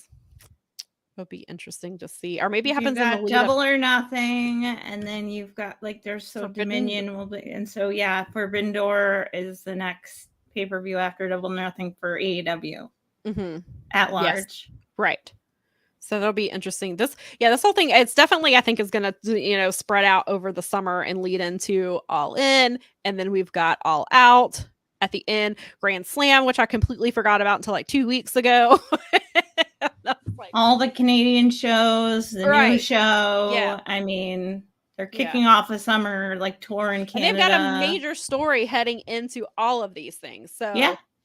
It'll be, and then they've got the kind of Dark Order stuff happening on the sidelines, and they've got these little tiny things that are happening, which is always nice. There's a lot going on in the wrestling stuff. And I do want to talk about this other thing, but because we're talking about Forbidden Door, I'm going to move this part to the part about Zack Sabre Jr. Oh, I don't know because it will fit in with the conversation about Forbidden Door. So last week on Rampage, Zack Sabre Jr., not Rampage, ROH, Zack Sabre Jr. returned, and he put his TV title on the line against AR Fox, which I knew going into, like, when I saw the spoilers of the matches that were happening, like, I knew that was going to be good. But then that's one of those matches that exceeded expectations because they have two very distinct styles. AR Fox is very much a high flyer. Obviously, Zach is one of the best technical wrestlers in the world. As you know, even Nigel McGuinness was like, he's one of the best British technical wrestlers ever. So wow. And he was like, he was just very over about Zack Sabre Jr. So they had this really great match. Zach did win, but then so as Zach is talking to Dasha, he was yes, the match was fantastic. And this match is so fantastic. Not only is it up on New Japan World, it is up for free in full on the Ring of Honor YouTube, but on the Ring of Honor Twitter. Like, you can go to Twitter and not leave Twitter and watch the entire match. Awesome. That match is really good. Smart. So they and I think because of the length of it, they must have put in the after stuff. So while he's talking to Dasha, he is interrupted by, as he referred to him, Samoan Joseph. So Joseph comes down. He was like, I have a TV title. You have a TV title, but only one of us can be here with a TV title. So he's like, the powers that be, they don't want this match to happen. I guess basically because neither company wants their champion to lose. Well, this is what no kidding. At. And he was like, but I don't see any powers that be here. Let's fight tonight. Before Zach can answer, more music hits. And it's Christopher Daniels and Matt Sydal, who are a tag team, who have been teaming together. They teamed together years ago and were tag team champions. I forget how many years ago they were tag team champions together. So Christopher Daniels was like, I've had a TV title. Matt Sydal has never had a TV title before. He's still one of the best wrestlers out here. He needs some singles gold. And, Matt's like, the titles are drawing me to them. I need to fight for them. So then Zach is like, and that's when he calls him Samoan Joseph. He said, I have a cunning plan. Let's team up together against Christopher Daniels and Matt Sydal. Should they win, Matt Sydal gets a title shot. And then after we deal with these buffoons, I believe is what he referred to them as, we'll revisit this. So I feel like that is going to be our Forbidden Door match. I think they're going to save Zach and Danielson for probably Wembley, maybe Wrestle Kingdom, or maybe they do one time at Wembley, do another one at Wrestle Kingdom. What about Zach? Or no, that's no. Keep going. You're right. Okay, so Danielson. Sorry. I feel like I feel like Samoa Joe versus Zack Sabre Jr. is going to happen at Forbidden Door. I don't know yet if it will be title versus title, winner takes all type of. Maybe they do a winner takes all. Could you imagine Samoa Joe with the ROH TV title? I'm not ROH, the New Japan TV title, doing 15-minute matches? Actually, now that you're saying that, because if you think about just timelining it, that would get Zach, the belt onto Joe potentially, and G1. Ooh. I did not think about that. Because then Zach goes into G1 belt free, and he's gonna. And I mean, I would imagine he's gonna be in G1. I mean, maybe not, but maybe. Most likely he could go. But or he's going in there with someone from TMDK that's going in, and he's part of like masterminding something like that. Because otherwise, like he can't really defend the TV title while he's doing G1. Right. And I didn't even think about that. And that leaves the TV title open for, like, that puts the TV title on the shelf for the whole summer if they leave it on Zach. And he just, even if he's not in G1, he wouldn't be defending it because G1 will be going on. Right. So I didn't even think about that. I was just thinking, I only thought about Forbidden Door, but I didn't think anything past that. But that's a very good point. So maybe they he might, if they do that, Joe has a real shot at actually winning that title and carrying it around. Because like you said, I did not. And then that gives him back the 2 TV titles so he could be the king of June. Because he could be the king of television. Again, he can bring that back up. He has he does Japan, that he can do Japan dates throughout the summer while G1 is going on that don't conflict with G1 because G1 is or they come to him. I mean, I love it. It's my favorite thing. We call it the best time of the year when it's like, and this year's gonna be great because it's gonna be back to, that's just like with Best of Super Juniors. That's the one thing I do enjoy. All the fans are back. All the like pacing is back. The touring is back. The atmosphere. Everybody's wrestling hurt. Kevin Kelly having different people on the microphone with him because he's not near where Chris Charlton lives, and right. I mean, it's I didn't. Well, you made me think of it because I was like, timing wise, now that you say that makes because it keeps the TV title relevant. While if they decided to book, I don't know that they were even thinking of putting him in there. It just makes a lot of sense with the way that TMDK is working right now and him being the boss of it. Yes. That he would be at least involved in G1, if not a participant in the tournament, since he's one of their heavyweights. I wonder if that means I wonder if that means they put Tito in G1 this year. And that sets Zach up for bigger belts potentially. Then he gets rid of the TV title that puts him in contention to go challenge Sonata down the line. Sonata / Just Five Guys / Suji.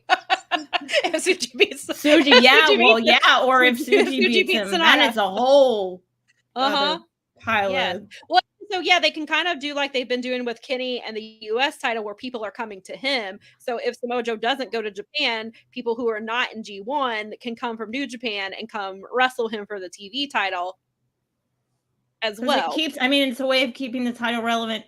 If they were going to, if they were even going to book Zach, I just, in my brain, it's G1. And because that timing makes perfect sense now that you say that. Because like I said, I didn't get past Forbidden Door. I was like, I think this is the Forbidden Door match, and I completely forgot about G1. So they could. That's really interesting. I would not be mad at Samoa Joe winning that title and having 15-minute time limit matches. Because Zach has been incredible, but to have Samoa Joe too would be better. His charisma and all that jazz. And the way he works. And he wouldn't have to. I mean, he could still have a consistent schedule without and he can defend. And he can defend, but like he was doing before, where sometimes he was defending when he had both TV titles, he would defend one and not the other. So they could do the same thing with ROH. They could have him defending the ROH TV title. He could defend the New Japan title on any of the shows or pay-per-view. Like he could do. They've got like Death Before Dishonor and all that jazz coming in the fall. If he is gonna, because there was also the rumor prior to all of this that CM Punk wanted to revisit his feud with Samoa Joe from ROH. There you go. Collision, not necessarily they could do a title. I don't think they're gonna put a title back on CM. I mean, maybe Warner Brothers would but you could do a TV. You could still, even if CM Punk weren't to win, you could still do a TV title. CM Punk versus Samoa Joe in a 15-minute time limit match could be They haven't wrestled each other in 20 years or something. They could do a 15-minute match like that. The more I say it, the more I like Samoa Joe. That's because you and I have been all about Zack Sabre Jr. with this title. He can't hold this title forever. Samoa Joe would be a very good person to drop it to keep it legitimate, to keep it much more legitimate, to keep it off. I mean, just because otherwise it's just kind of in the background during G1, and right. it might lose its significance unless Zach was going to be. But even then, I mean, again, I think when people are the kind of people that are watching that sort of thing are going to be focused on that tournament and not the other stuff going on around that as much. Right. Now I really want to see if Bad Dude Tito's going to be in the G1, because the way TMDK things are running, that would be perfect for him. God, that'd be so great. Because he would just be running through people. Oh man. I really want this to happen now, especially, and because Zach, we will get to Resurgence shortly, but Zach and Tito are teaming up tonight at Resurgence. Perfect. So perhaps they do bring Tito in for G1, or bring him over there, kind of like they were doing last year with Filthy Tom and Royce, where they were so much fun together, and we were correct. We knew the Japanese fans would love them, and they did. Facts are facts. Some things are just, you watch enough of it and you see and you're like, they're going to love this. They'll get it. So we will stick with the Thursday night shows, because we're going to talk about Impact for a moment. Wait. Because we'll get our picture up here. I'll find my picture. Yeah. Hang on one second. It's coming. Somewhere in here. Nope, I went the wrong way. It's all right. It's going to take some time to get used to it. It's fine. It's good. There we go. Ready? Here we go. Yep. Look at that. It's a graphic. So Trinity finally made her in-ring debut this week, which ended up being pretty poetic, because they pushed it out enough. So it ended up being the 1-year anniversary of her leaving WWE. She debuted in the ring for Impact Wrestling. Nice. Yes. She wrestled. What was cool about this is, even though it was not the main event, and I saw some argument that maybe it should have been the main event, which I get their argument, especially because of what the main event ended up being. But she did get 10.5 minutes commercial free. They did not go to usually a lot of time during women's matches on Impact, they will hit the commercial in there. They don't do picture in picture, so it's just straight up commercial. So they got whole 10.5 minutes commercial free. They were the first of 3 women's matches that night. The other matches were like 2.5 minutes piece. But wait, are you telling me that you can get more than one women's match on a wrestling show? Yeah, and a 2 hour and 2 hours on TV, and have a backstage segment with other women. What? Yeah. Yes. Okay. Anyway. So Trinity, she looked great. I thought Kylan was a really good opponent for her. Like, we talked about this before when we knew, because obviously everything got spoiled when she was taping. So Kylan is one half. If you're not familiar with Impact, Kylan King is one half of the Coven, which is the current Impact Knockouts tag team champion. So I thought it was a nice little, maybe a little petty, that they had their first opponent be a tag team champion, considering everything that happened with the WWE tag teams, which I will say, I heard they vacated their women's title or their tag team titles on Friday, because apparently Liv Morgan is injured, and so she and Raquel vacated. So it's poor. I saw Bailey tweeting about it, and those poor tag titles. They never cared. No, they never did. And so now you don't put those on the Iconics when Sasha and Bailey are the obvious choice. Right. And tell me that you're serious about something. Right. They never were serious about those. Bailey and I mean, that was the beginning of the end for all of the people that we're seeing, like now Trinity for people like Mercedes for Trinity. That was the beginning of the end right there. Was those tag belts was for all that talk about the women's revolution and all these crazy things. Then they did that with as soon as it was like, sweet, we're going to branch out and really like make a division of this. It was like, here's your stupid belts. We're going to smack them on the Iconics, and are really on it. Like, what a terrible match. What a you know what? This is poetic. We'll call this poetic justice. Yes. So Trinity looked great. She worked with Kylan. Kylan is a lot. If you're not familiar with Kylan King is tall. She is definitely so, and Trinity she's fairly tall herself, but like there was a little bit of size difference, but they worked it out. She looked for to be her first match in a year. I thought she looked great. They are still presenting her like a huge star. Like, we talked about how she's already got shirt's already been going out. Now she's got a micro brawler. Like they're getting ready Cool. to, like, I think, I don't know if it's available or they're taking pre-orders or something, but she's got a micro brawler. So they're all in on merchandising with her. And then we do know she had an open challenge for Under Siege, which is the Impact pay-per-view. We now know that she's wrestling Giselle Shaw, who has been making quite the name for herself in the division. And so this is I think that'll be a really good test for her. So she's already going to be in a pay-per-view match. Like they are really going all out and making they're giving her they're giving her the whole thing and saying, have at it. Right. And of course, we've talked about it. Like, there have been concerned people, obviously, were like, why did she go to Impact? Well, this is why. They're treating her the way she should be treated. They're presenting her like she should be presented.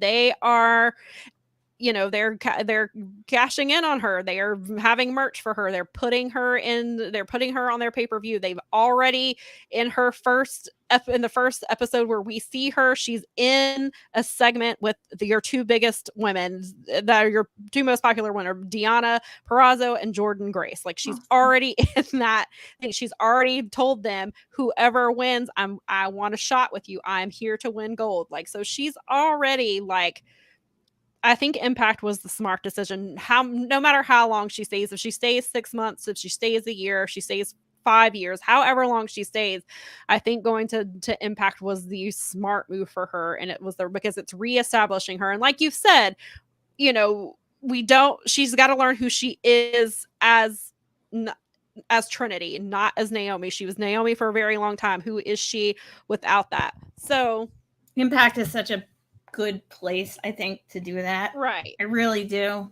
Yeah. Impact is, so it could be so maybe it is just a stepping stone for her before she moves on to another company. However they do that. But yeah, it is definitely a good way to build her back up, get her back in front of the crowd, let her figure out who she is, and then she can move on. And so I think it was a very smart move for her. And, obviously it'll see, like, once we get past the pay-per-view, like how they continue to book her and to continue to use her. But if they keep on the path that they're currently on, like, Trinity could be huge for them. And they're betting on Trinity to bring in eyeballs for them and to sell pay-per-views for them, which sometimes that they struggle with doing. Sometimes, access is not easy to find. For people who are watching that way. So I think it's mutually beneficial for both of them. I think it was a smart business move for both of them. And I hope it continues to go as well as it has been so far. And I hope this continues to be, and the fans were really into her. And I hope that, wherever she goes, I mean, she's already released, like, she has this cute little graphic she posted of, like, all the places you can see her this summer. Like, nice. And like, because there's several, they're in Canada for some tapings. They're in Georgia or in Atlanta, like, in a couple of weeks. I think they're doing, like, weekend tapings or something there. Like, so she's already promoting, like, where people can see her, which I think is really great. Oh, and then I found out, so in her entrance during the match, when the lights went down, obviously she's doing her glow things, and so there's glow sticks everywhere. Well, then it came out later from one of the set people. Mercedes brought those for the fans. She gave them to the fans so that they had something to hold up while she was wrestling. And I was like, fun. She's such a great friend. That's like, awesome. Getting the fans giving those to the people so those could be distributed and they could hold them up during her match. And yeah, it was really good. I'm really happy for her. And Kylan, I think I mentioned it before. I think that says a lot about what they think about Kylan, to let Kylan be her first opponent. Kylan has worked very hard from her days on. She spent a lot of time on Dark and Elevation. She wrestled down in the Nightmare Factory as well. I forget the promotion that she's a champion for, a promotion other than being the one half of the Impact tag or Knockouts tag team champions. And so I thought that was also a really huge vote of confidence for Kylan, and that they must think a lot of Kylan to put her in that position to be Trinity's very first match. And Kylan, I thought Kylan did a really good job. And I thought that was a really good spot. And she's getting, and rightfully so, Trinity should be getting a lot of attention, but I think Kylan's kind of getting overlooked a little bit. And I thought that, so I just wanted to point out that, I thought Kylan did a really great job. Well, I mean, in when that you're being a position. professional, like Yeah. nobody's gonna notice you. Mhm. I mean, it's like that's but part of the like downside of being a pro is that there are Right. times when no one's gonna notice you because you're doing your job perfectly. Yeah, and she did a really great job. So I thought that was. But I think so, you're right. I think that's probably like it lends credence to her as a Impact isn't right. taking her And lightly she's not. Yeah, either. and she's not been in Impact very long. I want to That's say awesome. 3 or 4 months, if that. So That's Kylan's great. yeah. So that means they're trying to do something with both of them. Exactly. We got these people and we're gonna like get them working and we're gonna use them. And then they've been using Jody Threat's only been there a couple of months, and Jody Threat had a match that night. She's basically just running through people as she should, because Jody Threat, if you didn't see her match with Jody Threat's match with Athena, this is what kickstarted Athena's new character and this whole run she's been on in ROH. So kudos to Jody Threat as well. So the Impact Knockouts division's got some exciting things going on over there. So I'm very happy to see that. And then I guess we will circle back around. We've talked a little bit about New Japan Resurgence here and there. That show is in just a few hours. I knew this before, but Brad pointed it out to us this morning. If you are going to watch New Japan Resurgence night, it will not be on Fight. New Japan America shows typically are on Fight. It will only be on pay-per-view through New Japan World, so you will have to pay for it separately. I don't know if you already have to be a subscriber to New Japan in order to subscribe to Resurgence as well. Gosh, I don't know. I wonder if I'm not positive. I'm obviously, you and I are both already subscribers, so we will be able to access. We will be able to buy it. I don't know if you are a non-subscriber. I would assume that you would still be able to purchase it, but I'm not positive about that. If you do end up having to subscribe, you can watch Best of Super Juniors. Yeah, and you get the finals next week, even if you only do a month. The 999 yen works out to like $8 or $7. But I will tell you, if you have to subscribe to New Japan now on May 21st, they will charge you again on June the 1st. They don't care.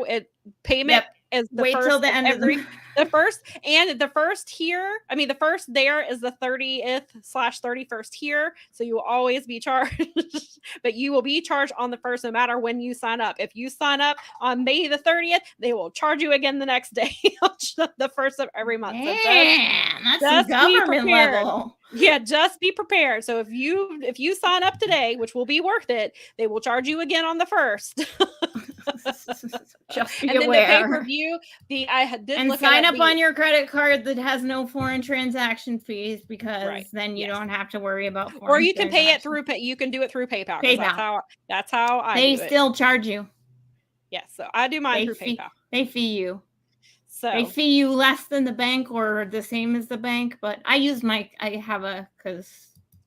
a credit card that has no foreign transaction fees. There you go. See, that's smart. So if you have one of those, do that. But Canadia's so I believe the pay-per-view, if you buy it today, I believe it equals out to $22.50 American dollars. I think that's what it was too. It's not bad. So basically $20 for this card that we're about to go through, because there's some good stuff happening on this card, and so I've got the card pulled up here. So there's 2 pre-show matches. I don't know that you have the graphics for those. I don't have all of them because we're gonna which one I got here. I've got the first pre-match is there's 2 pre-matches. So there's one that's Bateman versus the DKC. I did not pull that picture. Yep.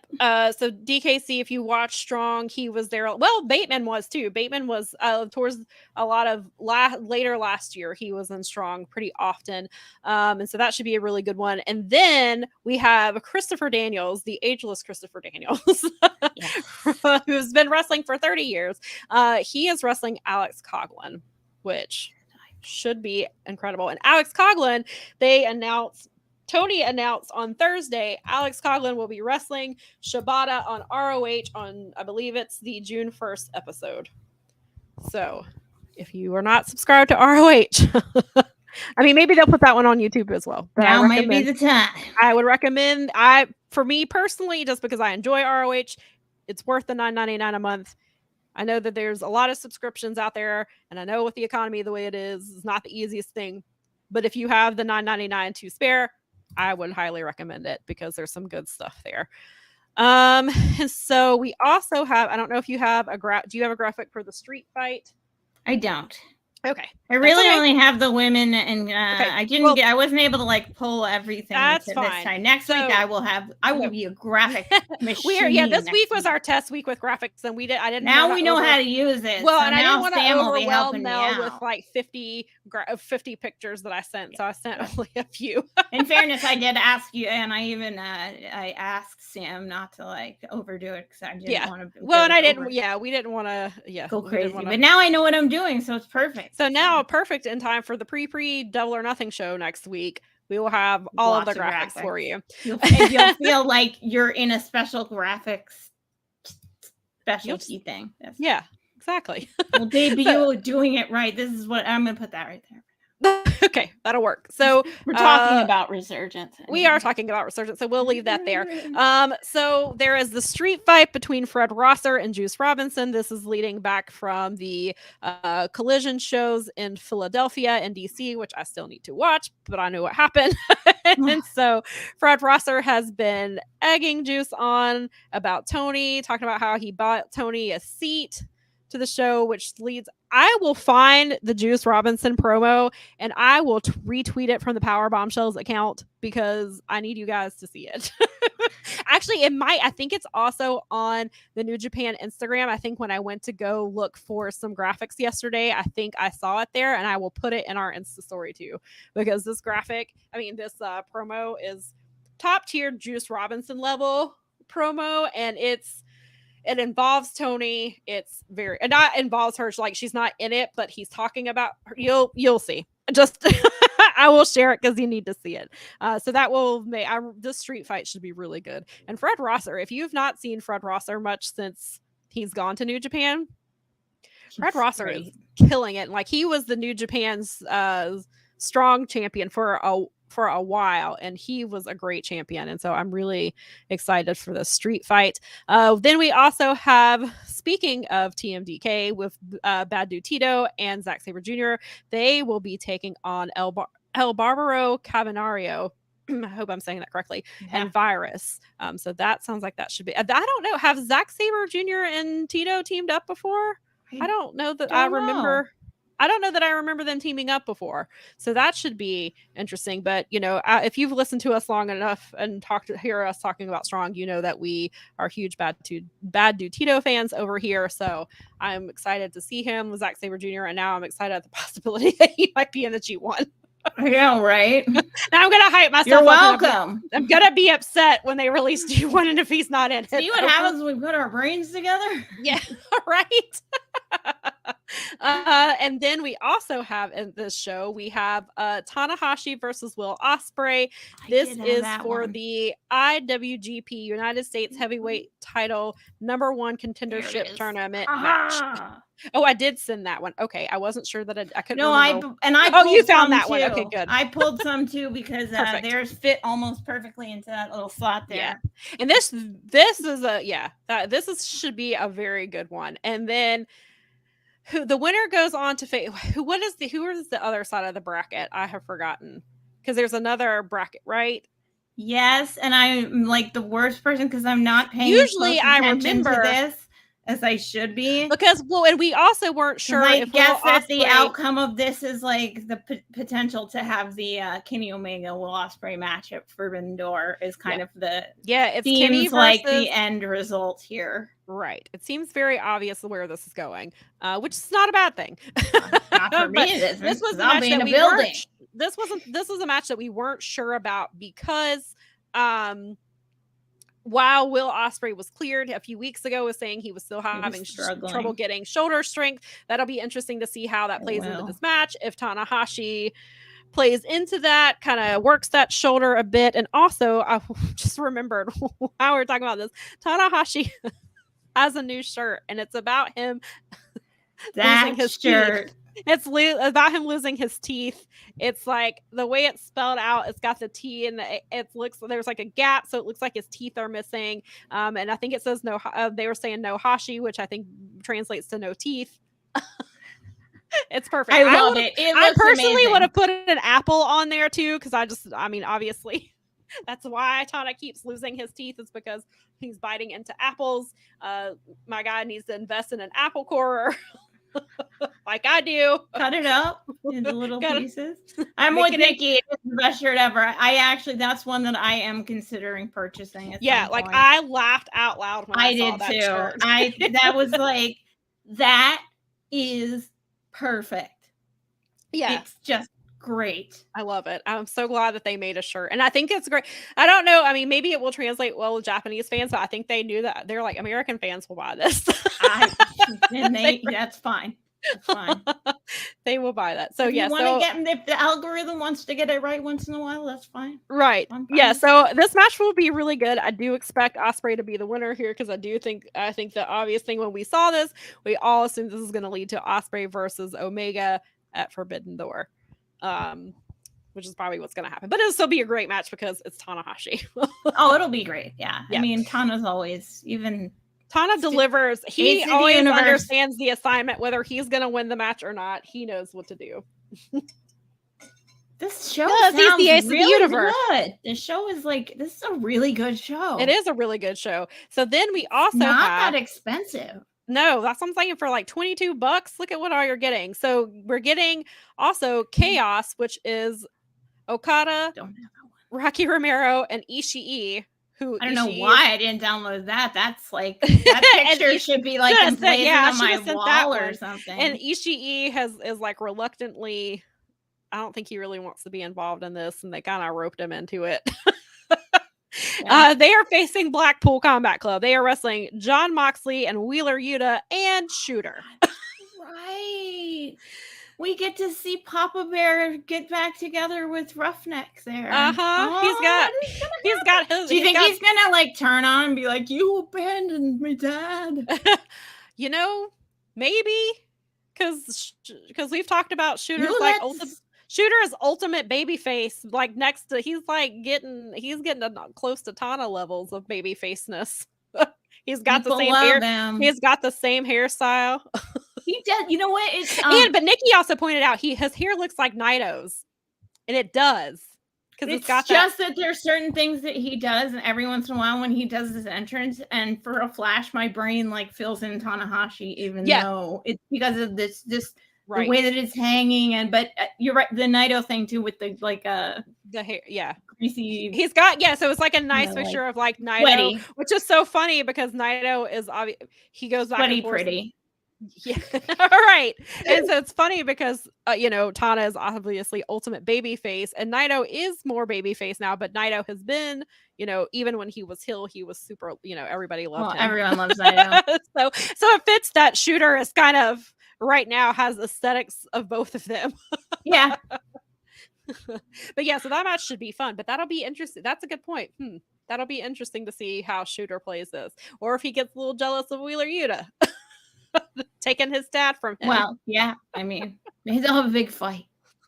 So Red Shoes I hope Red Shoes is the referee for this, so that we have Shooter's actual dad and his wrestling dad. Yes, they have to get into a fight. Yes. Shooter on a pole match. Red Shoes can do what he did in the G1 a few years back. One of my favorite memes with the double birds to Fale. Yes. Yeah. Yes. Yes. Red Shoes is the best. I love it. Love that guy. And then we also have the New Japan Strong open weight title match, which is Hikuleo, who is the current champion, versus Kenta. So that'll be an interesting, because that's the Bullet Club match over here. Hikuleo, I hope that they continue. As much as I love Kenta, Hikuleo I think has to retain here, because they need to keep pushing him. They can't have him. I think the defense against Kenta is to continue. I mean, it would seem like logically that would be to continue to legitimize Hikuleo's reign as champion. Right. Exactly. Beating someone old school like Kenna. Yeah. I mean, Yeah. Well, and on top of that, Kenta is like the only one that's in Bullet Club in like he's an Impact sometimes and he's over there. So that also works. And then obviously it's just Kenta. And if you can beat Kenta, like I think that's a pretty important thing because Kenta is gonna be a badass slugfest, man. Yes. And so the other big thing that is happening tonight, there's so many big things happening on this card, is they have created a beautiful new title. It's the New Japan it's the NJPW Strong women's title. They posted Mercedes posted it last night, and I think it's really pretty. She said, "I love it. I love this belt. And I've seen another picture of it, and it looks almost more because here it looks kind of like a lilac, like it's a kind of a more of a pinkish tint. Yep. But then I saw another shot of it today, and it looks more purple. Because I thought it was white until I'm looking at it here in the picture more closely and realizing that it's a very. I think it's a pretty title. I like it. Like it's tough it's subtle but tough. Yeah, it fits in with the New Japan titles that they currently have too, and it doesn't have a butterfly on it. So yeah, well, we don't need butterfly. Nikki said it's so pretty. It is pretty. It is pretty. It's nice. We are getting a tournament that will crown the first champion. So there will be 3 women's matches on this card tonight, and the main event is the final for this belt. So that is a big deal that New Japan is having a women's match. Oh, they did make the women's the main. Yes, this is a card with Jon Moxley, Tanahashi, Will Ospreay. They have the women main eventing, which I think is really huge because I know we've talked about we've talked about how the IWGP Women's Champion title has had 3 different champions since November. It sounds like this belt is going to stay in Stardom for a while, which is opposite of what was told to us in the beginning. So now we have this belt, who sounds like it'll be defended on the Strong shows, perhaps Forbidden Door as well. So I hope so. Yeah. So it feels like they're trying a women's match on the first one. I hope we get a good this year. We've got an established group of women that we could potentially see. It'd be a lot more fun. Yeah. I won't feel so tacked on as that. Not that it was, but I'm glad it happened. I'm glad it was in there. But yeah, it did. But it won't feel as because they've got their own storylines going on now, so they'll be part of the super card, as it were. I mean, I don't kid myself. That's not like an in storyline necessarily thing. It's a super card. Yeah. It's an extravaganza. It is an extravaganza. They can do little. I mean, they always do little storyline things. And obviously, like if Kenny and Will end up, wrestling Kenny and Will too. I mean, that's a huge next step. Ugh, easy for you to say.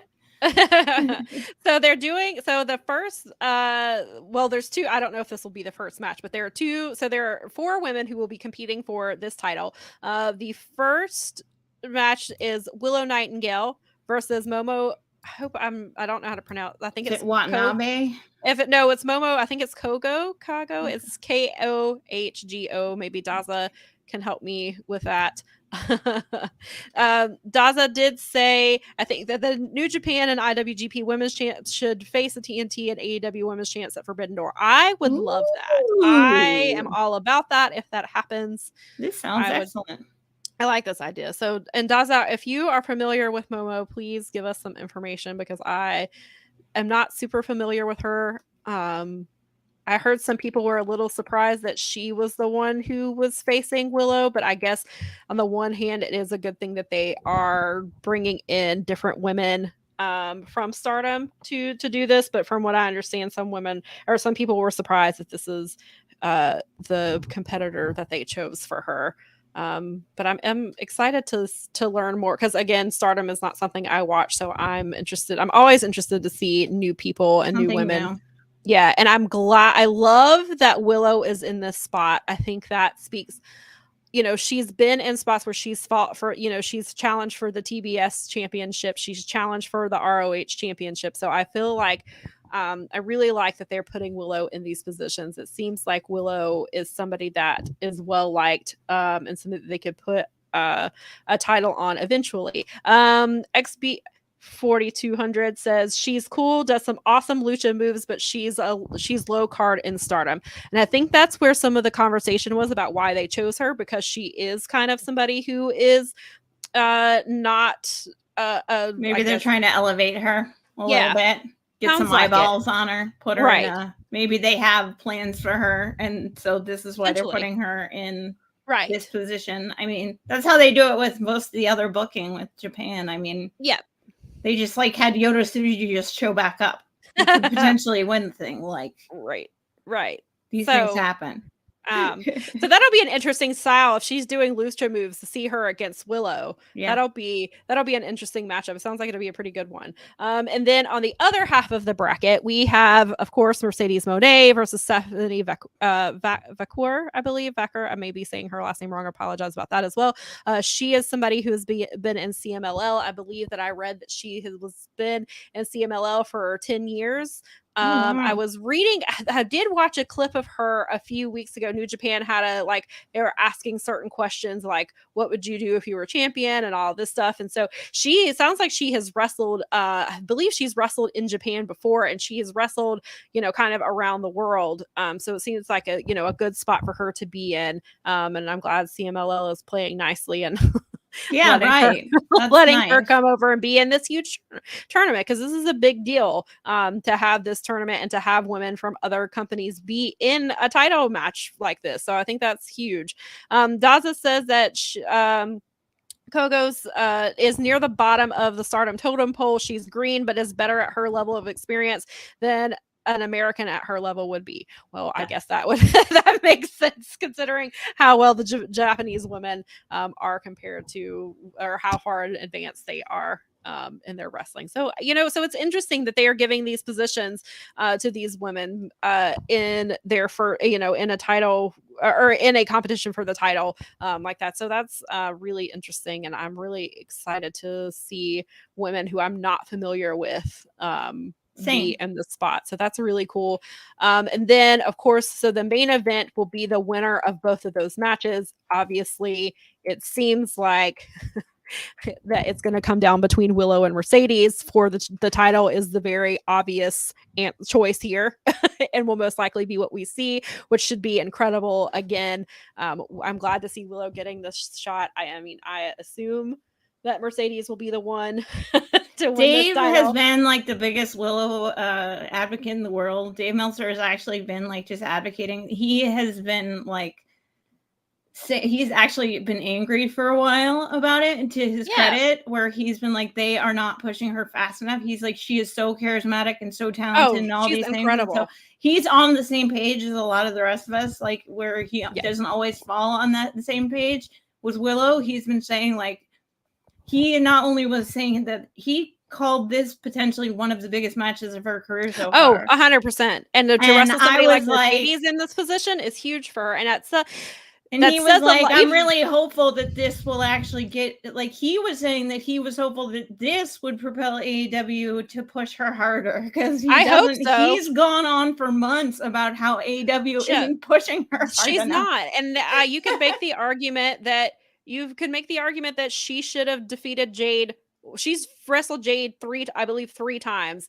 Willow should have been one of the people who defeated Jade. He actually wanted the belt on her. I do. Yeah, I did too. He wanted her. I mean, it was actually pretty funny. To his credit, I know he's not always like the #1 top guy on women's stuff with that. But when it's coming to Willow, he's been one of the biggest voice, the loudest, like, she's harder. Phenomenal. You're not doing it right. Like, because it's lightning in a bottle. You don't get that. You don't get that kind of charisma. You don't get that. I mean, even there, when I popped, we saw her. She was on a match that hasn't been on anything anywhere yet. We may or may not even be. The dark match that you guys saw. But holy crap, it was like everybody came like running into their seats. It was like, oh my god, get your seat. Willow's in there. She's like, And then it's great because and then Ian and Caprice on ROH love her. Love her. Sing, I they love rap those for two. her. I know, they're so good. They rap for her every week. And even Willow was saying before the taping, she's like, I can't wait to hear what they're gonna come up with. And so Caprice had a rap ready for her, and he called out Excalibur, Taz, and Nigel. You know what that reminds me of is, did you hear Chris Charlton's song for Just Five Guys? Yes. Excellent. I did. Canon. It was incredible. That's canon. That is canon now. Brad was like, I hope he sings the song every time and then changes the words to it. So, sorry, back to them, but yes, I love when those guys. It's great. She's got a great entrance. It's everything about her is infectious so in a good way. Yeah, and they always point out you can't sit still when her theme hits. You start clapping. You just clap. And you start rocking back and forth. So she's great. So we do have a comment over here in that Kogo's interview, and she's really good at speaking English, and he wonders if that played a role in her being selected. That certainly sounds like it helped her for sure. That is what it is, but that does help. Yeah, that's great. Daza said he'd love to see Willow on a tour with Stardom. It sounds like she would fit in perfectly there. Well, and she would learn so much because she's clearly got all the other stuff going on that she knows how to do. So it would just add to her repertoire for her. Right. And as much as I love Mercedes, this belt looks like Willow's belt. When I saw it, when I looked at it, I was like, this belt would be so pretty on Willow. It goes with her gear, it goes with her makeup. I was like, it'd be a lot of fun. I mean, it kind of you lean towards Mercedes, but maybe not. Maybe Mercedes is there helping get people over. Maybe so. Maybe Mercedes, because she wants to go to the UK. We've talked about a few times, and she's wanting to do other things. So maybe. Yeah, that would be interesting. I would not be mad at either woman. I think you can't go wrong with either woman here. And I know people are going to be especially, some Mercedes fans are going to be like, well, she needs another title, which sure. She can put the title on her anytime. She can carry that title anytime. She came back and immediately established herself as she hasn't lost the step. We all know that she's awesome. Don't worry about it. She's like the Okada of the situation right now.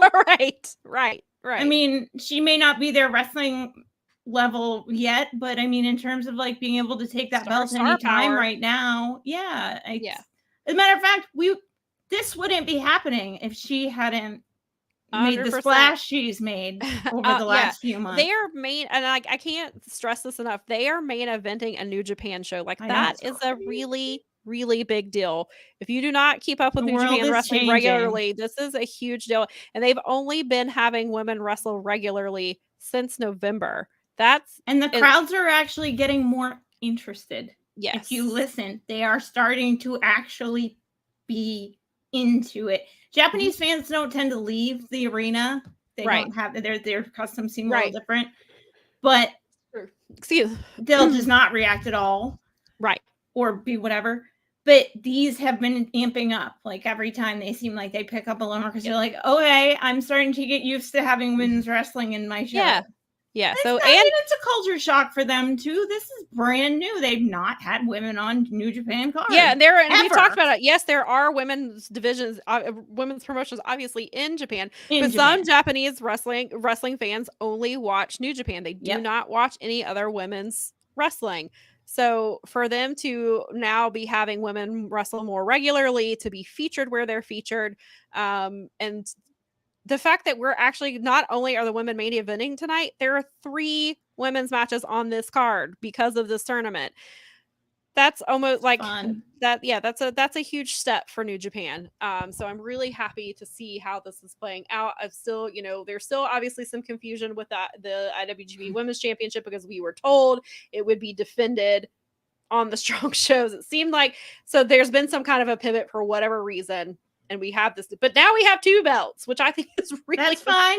That's important. That's a big deal that they just started having women's wrestling in more or less in November. They're trying to legitimize it by belting it, right? Which they like to do. Because that's great. If you think AEW has a lot of belts, New Japan They has a have lot a of fair bit of belts. belts. They got a fair bit of belts.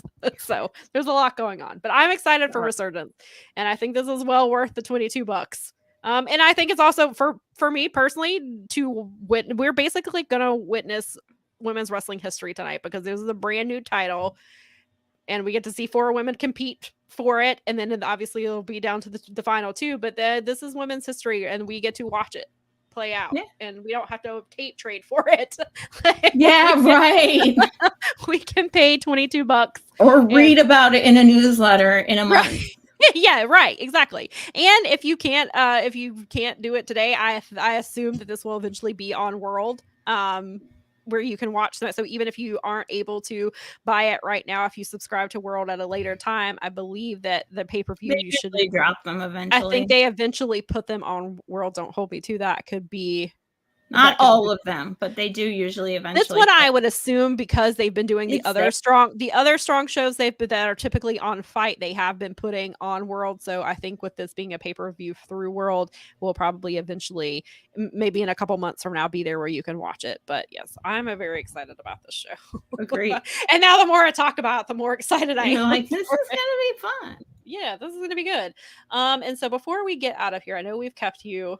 We had a lot to talk about, so I do want to throw a couple of things out. So if you've watched the show for a while, you have probably seen the episode or listened to the episode where we had on Matt and Adam from Title Belt Pro. Title Belt Pro is a promotion here in Charlotte. They are a community forward promotion where they partner with a local nonprofit or person they put on wrestling shows, and then a portion of the proceeds goes to whatever that is. This month's show will be to benefit referee Kevin Pierce. Kevin Pierce he's been a referee here in Charlotte for our former promotion that was here. He was a referee for years. He referees for New Japan of America shows. He referees for if you watch Deadlock Pro, he was a referee there. A couple months ago, he was diagnosed with stage 4 colon cancer. He is currently been receiving treatment for that. And so he obviously is not able to work. He has a shoot job outside of refereeing, so he has not been able to do either of those. And his fiance, she works when she can. Sometimes she has to stay home to take care of him. That definitely puts a burden on them financially when that happens. So this Friday's show will actually be to benefit Kevin Pierce. And so if you are in the Charlotte area, I would definitely recommend coming out if you can. If not, he does have a GoFundMe. I've posted the link a few times on Twitter. I'll post it again if you would like to donate to that. But there's going to be some really good wrestlers here. There's a lot of first-time wrestlers who are going to be on this card who have not wrestled for them before. And there's going to be Caleb Conley will be making his debut. So if you're familiar with Impact, you have seen him there. Who else is going to be on this card? There's a lot of good wrestlers on this card. I think James Drake is going to be back, or JD Drake will be back on this card. I can't remember if Anthony Henry, I think he's on it. Lucky Ali will be on there. But yes, I'll post like all the matches because they don't have a Twitter. So I think we lost you. No, yeah, okay. That was my bad. Okay. I was there was a lot of noise going on in the background there, so I just wanted to kill that a little bit while we talked about it. Nikki pointed out the Bojack. Bojack will be making his debut. If you were familiar with Deadlock Pro or GCW, he wrestled there when GCW was in Concord. Yep. Both he and Lucky, they teamed up together. Love Bojack. Huge fan of his and Lucky's. Very excited to see both of them. But yeah, so it'll be a good Title Belt Pro's thing on here, but they're at Title Belt Pro on Instagram. So yes. And so yeah, if you watch our Insta stories, I've been posting matches in our Insta story there just so you can see it. They are not on Twitter. So I will get around to posting some graphics this week of that. I'll post the link if you are in the Charlotte area and would like to come on Friday. And so even though next week is our pre-show, I'll probably report back a little bit about that, just so we can talk about that. I don't know if Kevin Pierce will be there. I don't know if he is well enough to travel or anything like that. So I'm not sure if he will be there, but hopefully, some wrestlers in the community will hopefully be there. But if not, there's going to be a really great wrestling show that will go to benefit Kevin Pierce. And I do really appreciate that title belt they've only been around since January. Their first show was, I think, March. So they've only been around for a little bit. And so they're doing a lot of great work in the community. They did a show a few months ago for Ethan Case, who got injured during the very first show that they had. And he seems to be he's doing better. He is now, since he can't wrestle currently, he's the GM now. So they get to keep him around and stuff like that. So that's a really cool thing. But I just wanted to mention that real quick. And again, I'll post links. And then one more thing. So if you see the shirt that I have on, I'm wearing my Faith, Hope, Love, Sunny shirt. If you have been with us for a while, then you are probably aware that my 10-year-old cousin Sunny was diagnosed with a brain tumor back in October. May is Brain Tumor Awareness Month. Oh, good, you've got a picture. Perfect. There's little Sunny there.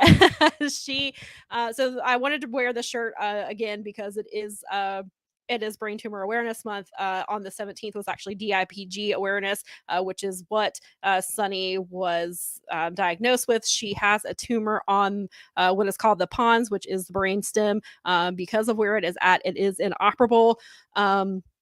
DIPG, it is technically considered rare, but we're finding as her family has been going through this, we've realized that there are actually a lot of families who are dealing with DIPG. It's a lot more common than we realize, but part of the reason that it's considered rare is because there is a lack of funds for research for them, which typically happens a lot. And so we are now finding out more about that. And so it is the number one, unfortunately, is the number one killer of children with children who do have cancer. But so Sunny does have a GoFundMe, but now she is also, the Cure Starts Now is of company. They do funding for research. And Sunny is an ambassador for them. And so for every $100 that they raise, that funds 1 hour of clinical research. And so that helps. Sunny is she's getting a trial treatment that she's been doing for several months now. She works with a hospital here in Charlotte, but they also partner with a hospital down in Augusta they work with children with DIPG.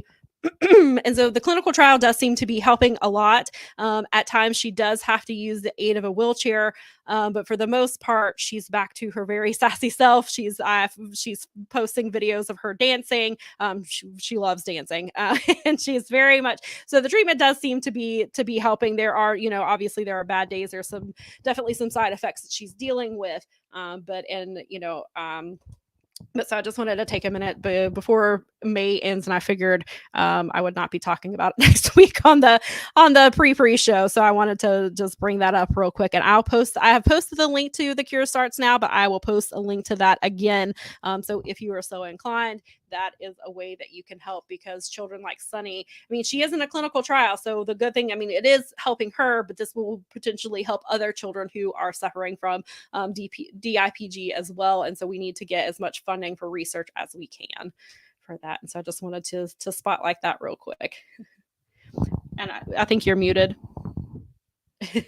As a human who has had their own brain tumor awareness is very important. And so yes. I both, know people in the community and experience personally, but I have a friend also who has an inoperable form of, and she's been living with it for a long time. And I think it's really important that these, I'm really glad you said something, because it is Brain Tumor Awareness Month. It is. Yep. So yeah, and that works out.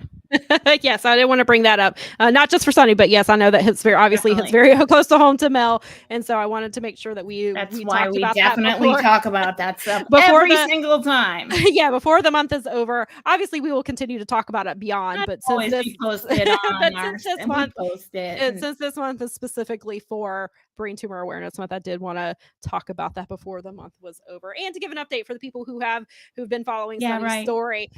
She is still receiving. She's receiving chemo. I know her at her last visit last week. Some of her numbers were off, and so they were trying to figure out what they were going to do about chemo. But they have reported that parts of the tumor are dying.